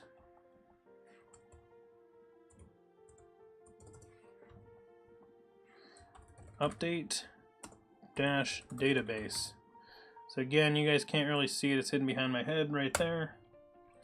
When I do update database, that should actually run the migrations. Database is already up to date. What, really? Well, that's news to me, guys, because I don't remember running that one. But I'll believe you. We'll see how it works. Cross your fingers. Alright, so underscore db dot time zones, single or default.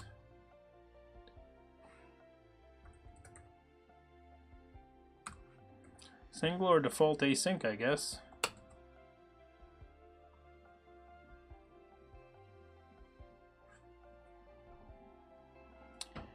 Oh, we passed in the cache key. Maybe the cache key is just the lookup.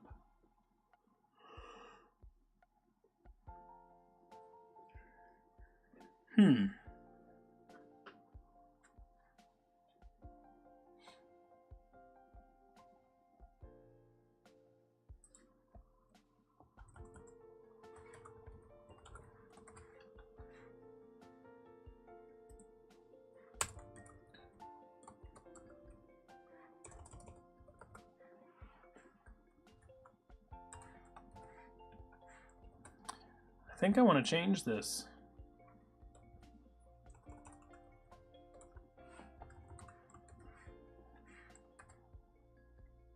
I think I want to change this. It's not generic. This is specific. So we're going to change out this layer. So we called this the cache layer, but I think we want to change this to be time zone entity.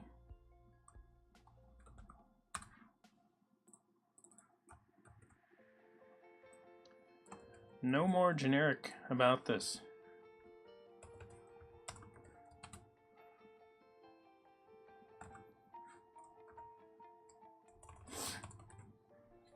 Get or insert time zone. Which means instead of the cache key, this is going to be the lookup.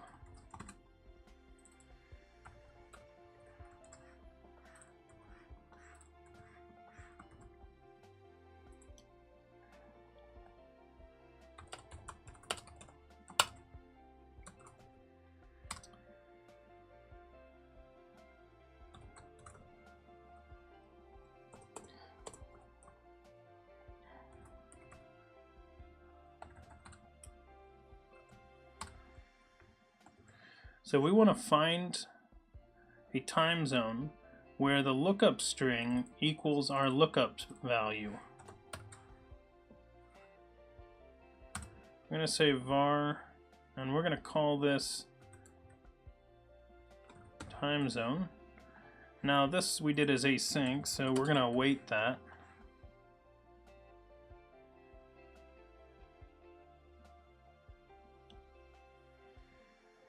Wait, what the?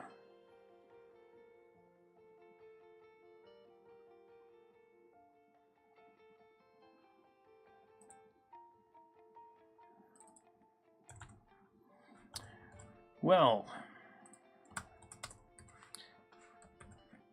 go away thing, go away. Okay, so we're going to do that. We're going to say time zones that, grab the value, check to see if the value's in the cache. So that is if time zone equals null, then time zone equals fallback invoke, and then we want to insert this. Oh, I wasn't async. Why wasn't I async?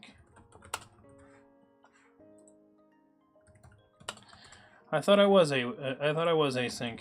Good catch. Thanks, Aaron. I was like, this should work. Why doesn't this work? This is insane that this doesn't work. Alright, so we're going to go ahead and call that, and then I want to do db.timezones. And then we're going to say add, which I guess we can add async if we want. Doesn't really matter. Time zone.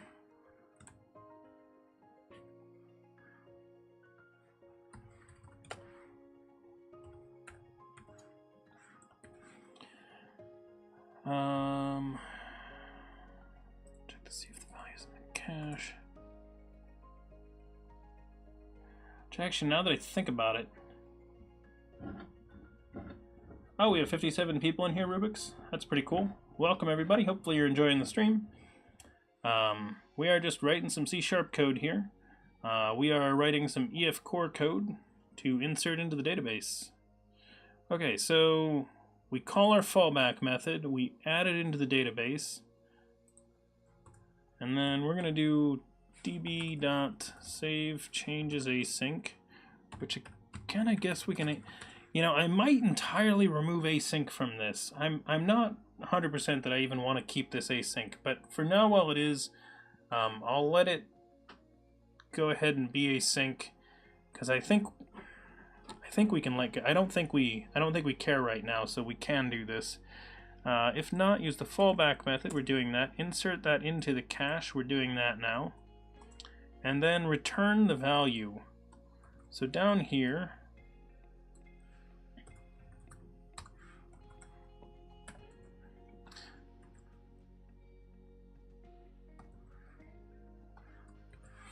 okay.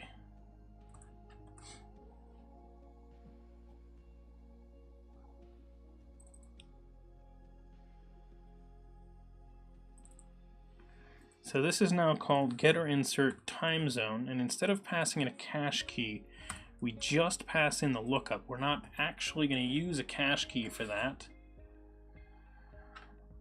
Cache has the wrong return type. Oh, it wants a task of that now, doesn't it? Something. Function of time zone entity.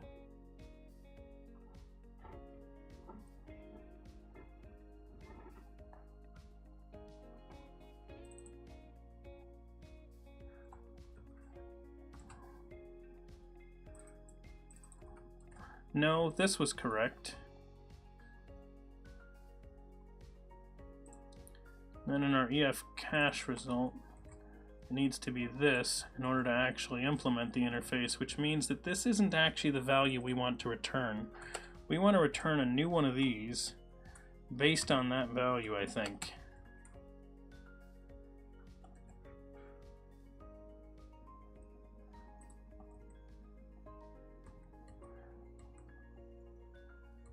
No, it was this that we want to return, but it's here. When we get this value, that's a time zone entity. No, just extract that variable, please. There we go, it got the right one this time. Okay, so we got one of these. We want to say time zone equals new time zone entity, but it's from the values that we got from the lookup. So we want to say offset equals that dot offset, name equals name, latitude equals time zone lookup result dot. We didn't get that. Might need to change that structure, Brendan.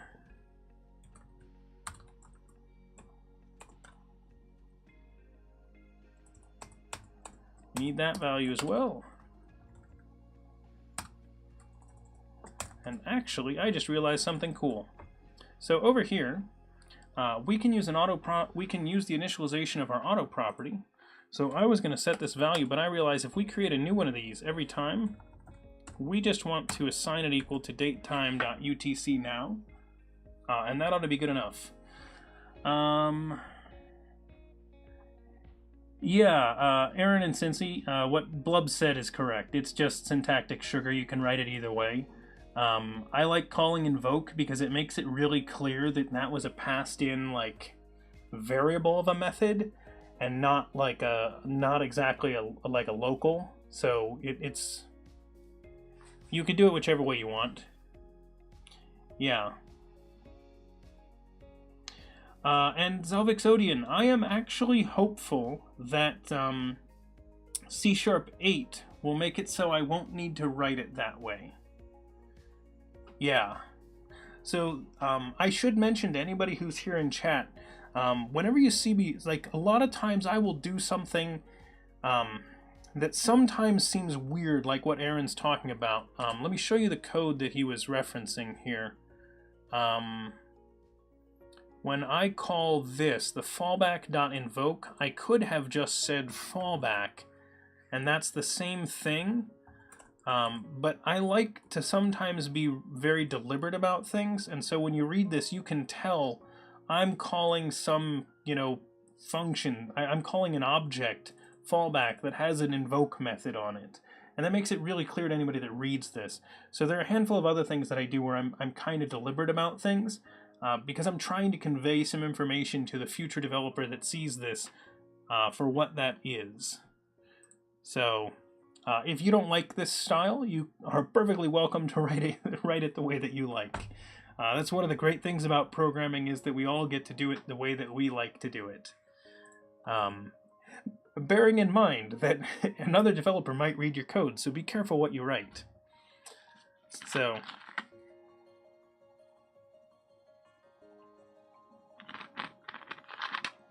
Zelvixodian, C# 8 is going to be doing some changes to how null values work. So depending on exactly what we end up getting, it is likely that C# 8 will come with some additional restrictions so that you can guarantee the non-nullability of an object that you receive. So assuming that comes in correctly, that will be very nice. I'm also looking forward to the record types that we're supposed to get in C# version 8. So there are a lot of nice things. C# is still improving. It's part of the reason why I still recommend a lot of people learn C#. It's a mature language that is actually advancing. And that's a huge thing in our industry. Okay.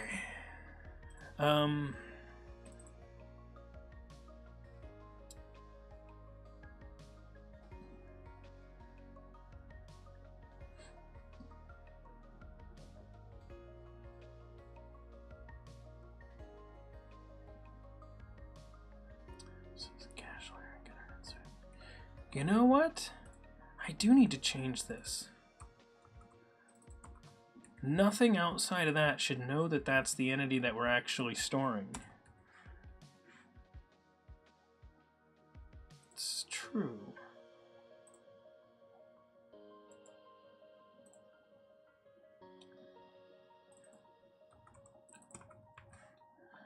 I realized as I looked at that this code needed to change a little bit. Aaron, you're curious to see how that shakes out. The preview of it seems a little chunky where it turned off by default and you had to opt in. Yeah, that is part of the challenge. You can see making sharing that code that was built with one setting difficult for those that have a different setting enabled. Yes. Yes, nullable reference types. Exactly, Malachi. Yeah, so there are a lot of cool new features that are supposed to be coming in C# 8. We'll see how that actually rounds out. The part that's weird about that, saying nullable reference types were always nullable, so that's why I'm not a fan of the feature name, and I'm hoping that they can come up with something better. But again, as we mentioned earlier in the stream, naming is hard. Naming things is really hard, and it's especially bad for a team like the C# team because the impact of any name they come up with for something is just devastating, as every C# developer is going to have to deal with it. Okay, so we create a time zone entity when we store it in the database. When we pull one out of here, we need to say like to time zone lookup result.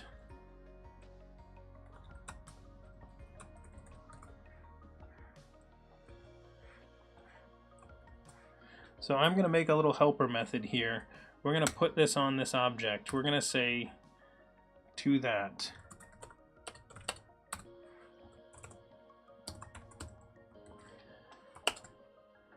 Offset, this dot offset equals this dot name. Success equals true. Message. Empty string. So I think for now those are the only values that I actually need.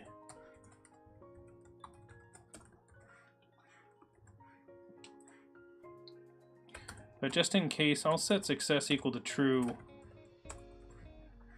so that we don't run into any problems with that one. So we're going to say the offset, the time zone, and then true. We're not using the lat long or the date updated, which is fine for now. Naming can be 15.8. I don't remember what I'm on right now. I'm on the whatever the latest version is that they've got as the public preview, as part of the public right now, public release. Name is good as you call int question mark string question mark a nullable type. Yeah, so int question mark and string question mark being nullable, but int and string not being non-nullable is also very useful. And it gets because it's the string that's the weird one. Is right now a string can be null.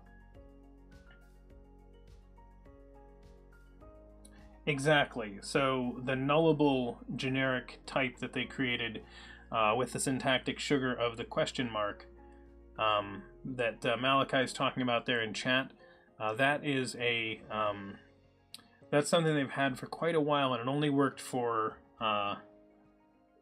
value types in the past. Okay, so we have to time zone lookup result there, which is what we call here, and then I almost want to do the reverse on it as well.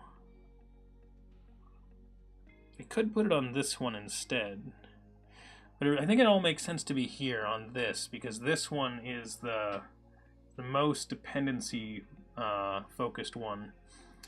So either way, let's go ahead. We're going to compile. We're going to see what the current state of things is. So there's additional values of like lat and lond and things like that.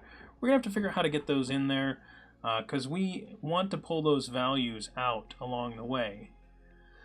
So we might want our time zone lookup result to have additional information more than what we need because it's going to be useful to have. So we'll see about that. So right now, we're not actually using any of the cached versions, so everything should still work just fine as normal. So I'm going to type in GitHub and Discord and YouTube and tell everybody to check out our code on GitHub. You can chat with us further on Discord, and if you want to catch any of our old videos, they're here on Twitch and also on YouTube. Since I had the bot running, I figured I'd toss those links in there in the chat.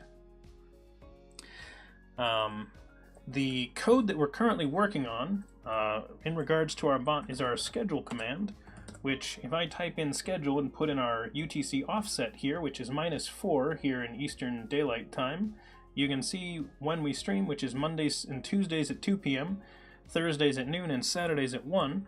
But if you don't know your UTC offset, because you're a sane person and you're not like me, you could just type in the name of the city now. So if you live in London, for example, you could say schedule London and it will come back with the time. So that's the command we're actually working on right now. And don't worry, I'm not wrapping up the stream just yet, but I figured while the bot was running, I might as well do that. A little bit of a spiel there. SNB, with current Visual Studio just taking advantage of the auto-generation of an editor config file based on existing codebase? Yes, SNB. I am planning on regenerating our editor config based on that.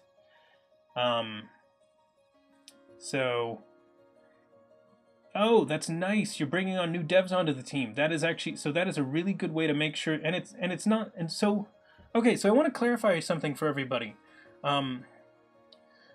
So we have an editor config in here, and the way that SNB just phrased that is he's he's saying enforce the style that we use on those new people, but actually I would argue that the editor config is actually more valuable to the new person than the people that are already on the team.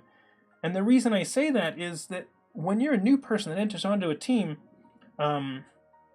you run into the problem of you're like, oh, I'm not sure what the convention is for this, and so you kind of just stumble along. But if there's an editor config, it makes it so that your editor enforces those values for you. So as a newer member to the team, you don't have to feel self-conscious about it because the editor can help you out. So the editor config file, it's a bunch of settings that basically define what's the standard in this code base. So Visual Studio can then warn you if you do something that doesn't match with the current style for this project. So it's really useful for new devs. It's very cool. And Icy Black Deep, I apologize, we don't have the time zone name selection one just yet. Someone was working on that. I can't remember who. They might be in chat. If you're in chat and you were the person that grabbed that task, feel free to chime in and let us know the status on that one. But I look forward to seeing it whenever you get that done. By the way, everything on here is open source, so if anybody does want to contribute new features to the bot, you are welcome to. So even if it would be your first time contributing to an open source project, we will help you out with that. And if you are interested, I really do encourage you to join our Discord, which I just linked again. That's a chat application, and you can chat with the rest of us in DevChatter over there. And it's really useful if you want to contribute to the project because you can ask questions and it makes it a little easier. Okay, so that is how that piece works. Let's take a look at our code. So we updated that to get insert time zones. So we added an entity. We added in the migration. So this is really like adding the time zone storage. Adding basic time zone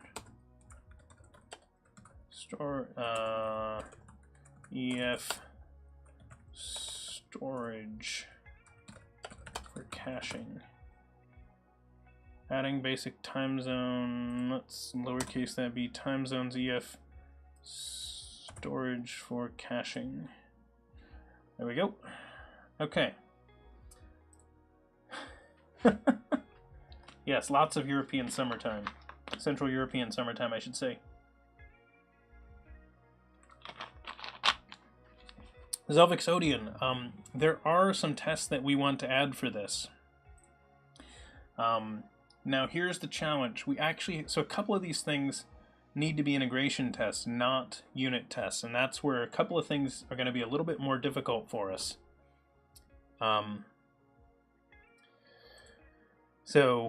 We do need to get an integration test set up at some point where we have a nice framework for that. I haven't done it yet, but my plan for that one is I want to get an integration test project set up that maintains its own database, so we can actually do database calls against it as part of our integration testing. So we'll see how that ends up working. Conrad Reuter. Do my commit messages follow any convention, or do you just write whatever I feel like? I just write whatever I feel like it. I try to make sure they're fairly informative. So there's not a specific convention, but the only time that I don't put in commit messages are things like this. I will show you before you guys panic. When I edit my README file here on the stream info, all I'm doing is just updating these, so I'm always just in here like whenever I'm updating, I'm just updating a schedule thing like that. And because these change and only live for a week, because I'm really just updating the schedule, I don't bother with what I actually changed when I write it in my commit message. So that I don't deal with that because I'm not going to bother, because I'm never going to look in this history. So if you are doing something like that, that's actually one reason. So quick reminder, Monday is actually going to be our Learn to Code in C# stream, episode 3. If you missed any of the earlier 2 videos, you can actually find those on our channel in the videos section. So if you take a look over here, you'll see there's a Learn to Code section, and I will link that really quickly. But if you are interested in joining any of our Learn to Code stream, you can check those out. There's videos there to catch you up if you are behind on that. But that's going to be beginner level stuff. Each time we start out writing brand new code, so if you missed the earlier ones, you can just jump straight in. We use VS Code so that it's nice and easy. There's a low barrier to entry, so it's really simple to tell somebody to download and install VS Code, whereas Visual Studio is this big honking like 10 gigs of program. VS Code is much lighter. So that's actually what we're going to be doing on Monday. Tuesday is going to be a very cool stream. We're going to have Bill Semp on, and he is going to talk to us about application security. So this guy, he is a I don't know what he's a computer security guy, application pen testing type guy. So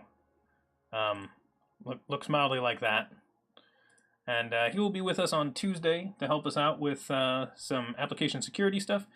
We're going to have Woody Woodruff on the stream on Thursday. He is a JetBrains employee, and he's another one of those Microsoft MVP. He's an MVP in SQL? Wow, I didn't know that. That's weird. I'm cool, but anyway, he is another awesome developer that we're going to have on the stream, so that'll be Thursday. We haven't exactly figured out his topic yet. I've been discussing that with him. And then on Saturday, we're going to do another Learn to Code in C# stream. So I'm hoping to catch everybody back for those. Let me catch up on chat real quickly here. One of my colleagues is a huge promoter of the this commit will message. See, Conrad, the funny thing is that like the this commit will, I would just chop the whole beginning of the I always assume the this commit will. And yes, if your teammate wants you to do it that way, and that will make him happy, keep your teammate happy. I'm glad you've enjoyed the Learn to Code streams, S&B. I will continue to do them. I've never heard of that pattern, but I assume the reason behind it is to force you to think about the message as part of a sentence. Aaron and Cincy, yes, that is actually a very good point. You will think about it better that way. That's actually one of the reasons, for anybody who did like some of the early Agile explanations when we were talking about the concept of a user story, they built it as a phrase, so you'd think about always knowing the needed requirements. So it's a cool way to do things that way. Yes, as Janiscu mentioned, Lucky Number 7 is going to do a stream about, they're going to start the Twitch Extension Jam, which I haven't looked into enough, but it sounds fun. And I'm actually kind of disappointed. I don't think I've ever seen Lucky Number 7 in our stream. We should see if we can get him in here at some point. We don't write that this will, yeah. That's good, Conrad. That's actually what I would want you to do, is just chop off the this commit will part and just say, you know, what happens. Yep. Yep, exactly, Conrad. That makes total sense. Yep. Do you prefer squashing? If so, then do individual commits much matter? Actually, I don't encourage squashing. So, there are some things that I would squash sometimes, but I generally suggest people not do it because the individual commits are still pretty nice. So I like seeing the individual commits that got you there. I only squash if your PR has one commit. Yeah. So the concern with a squash is that you lose information that potentially is useful, and having extra commits isn't a problem. So, because I don't find it messy to have a lot of extra commits, I don't usually squash.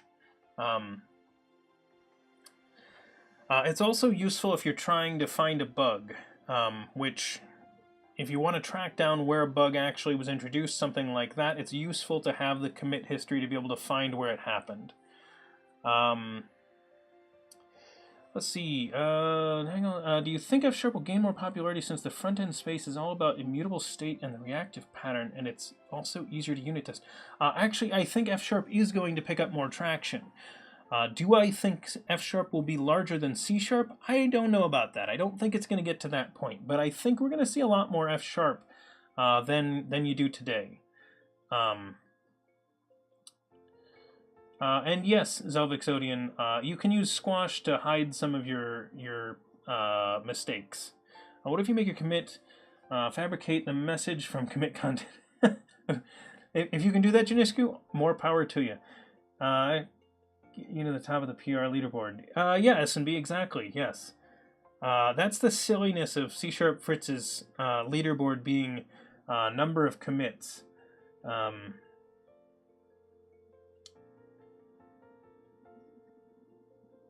You only squash commits that are incomplete. Don't compile. Yeah, so Conrad Reuter, I actually do the same thing. I do that exact same convention.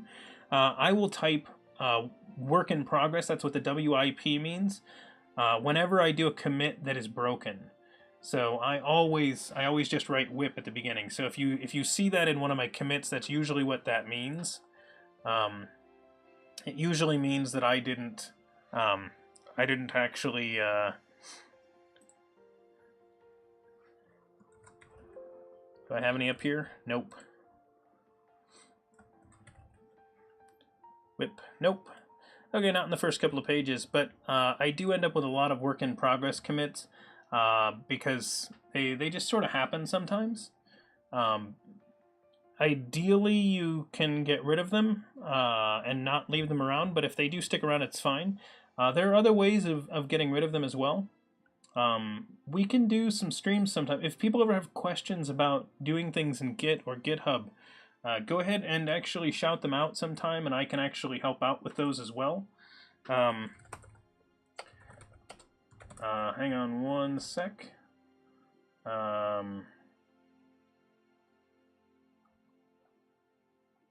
Just want to do a little thing here. I may have at one point known a thing or two about GitHub, just, you know, maybe a little bit, maybe one or two things, you know, not much though. So I mean,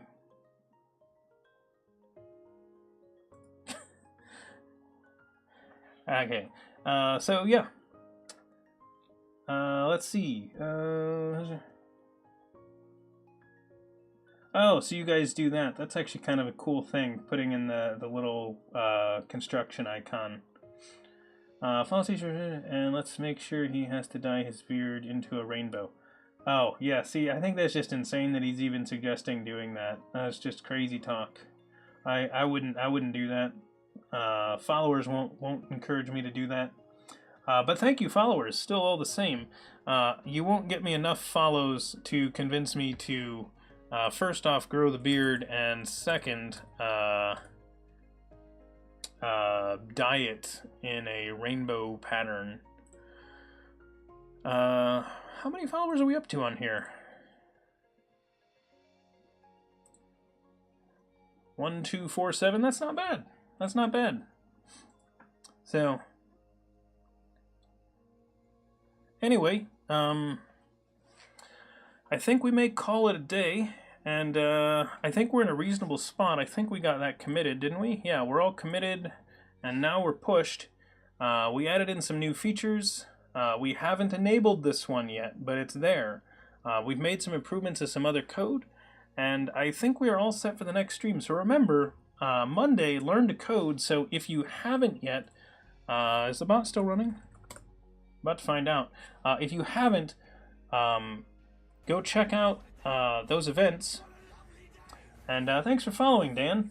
Or Dan or Denerd. I'm not sure which. Is it Denerd? Anyway, welcome either way. And if you tell me, I'll pronounce it right next time. Won't sound ridiculous. It is Denerd. Okay, I got it right the first time. It was originally. So the event there that I linked in chat, that's actually our Learn to Code stream event. And, oh, and your name is Dan. Well, that works even better. See? It's perfect. Where is that? Setup. Is this setup this or mine? Okay. So if you are interested in joining our Learn to Code streams, there's a few things that you can install. I just posted them right there. That's Visual Studio Code, which you can find at code.visualstudio.com. And it's a place that looks a bit like this. You'll download it for whatever system you're on. The next thing that you need is the .NET Core SDK, which you'll find here. You go to this URL and you say download .NET Core SDK from that link right there that I've got highlighted on the screen. And then the next thing that you want to do is, once you're running VS Code, you want to install the C# extension. And if you get all that set up, you can join us on Monday. And we are going to be doing some more coding that is follow along type stuff. So we're going to start from scratch with console application again. And yes, I know for the first few applications we are just doing console apps, but that's a really easy barrier to entry, and a lot of people can see instant results off that, so we like those for that. So DevChatter bot.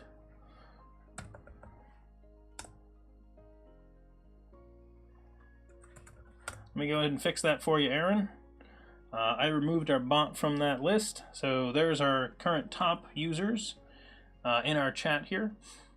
And yeah, if you get all that set up and join us on Monday, we are going to have a really fun stream. I am hoping that everybody in here who is more than a beginner, whether you're an intermediate or more senior developer, we hope you join us anyway. There'll be people asking questions in chat. I really want to, so even if you have questions that are just about C# and using it, feel free to ask the questions. If I think they're too high level, I'll let someone in chat respond. So, because again, we'll have some people in chat that know the answers to these questions and can help out. So we don't have to distract the stream from it. But if I do think it's still valuable for everybody, I will try to get you an answer. Or if it's quick, I'll just say the answer and we'll move on. So let me know what you think. If you have any suggestions for anything future stream, or you want to help out, head on over to our GitHub at github.com/devchatter, and you can either contribute one of our projects, which you'll find on here, our chat bot, or our website even you can contribute to. We have our Rock, Paper, Scissors, Boom project that we work on, and we've got Game Tracker. If you want to work on any of these, head on over, take a look at the code. If you have questions, ask us in our Discord, which again, the link to our Discord's right there. And if you want to just make some suggestions for the stream, you can head on over to our stream info section, go to our issues, and give us a suggestion. So all you have to do is, well, click on new issue when you're I'm not logged in right now. But if you click on New Issue, you can send us an issue. Let us know what you want us to do, or if you notice a problem with the stream, something you want us to fix, any suggestions, let us know in here, and that's the best way to get in contact with us. And let's see. And if you want to check out information about this, so I was showing you all our upcoming schedule. You can find that out here by just heading out to upcoming streams. I will grab this link and post this in chat. So if you ever want to check that link, that's the best way to find out what streams are coming up. And anyway, I had a lot of fun today, so thank you everybody for stopping by. Thanks to everybody who subscribed. We had a few subscribers today, so I really appreciate that. And thank you to everybody who followed today. I appreciate those as well. So thank you to Zultralord, Aaron, and Wretched for subscribing today. And thank you to C# Fritz for hosting us. Trying to think if there's anything else to mention. But no, either way, enjoy the rest of your weekend, everybody. Hopefully you have a great rest of your day, evening, whatever you've got left, and we will see you all on Monday. And if you're not around on Monday, we'll catch you on Tuesday for our app security stream. So, take care, everybody. Yeah, Katrina, we should have normal broadcast schedule this coming week. So Monday, Tuesday, Thursday, and Saturday as usual, and right back into the regular schedule. So, thanks everybody for coming, and enjoy the rest of your weekend. Bye, everybody.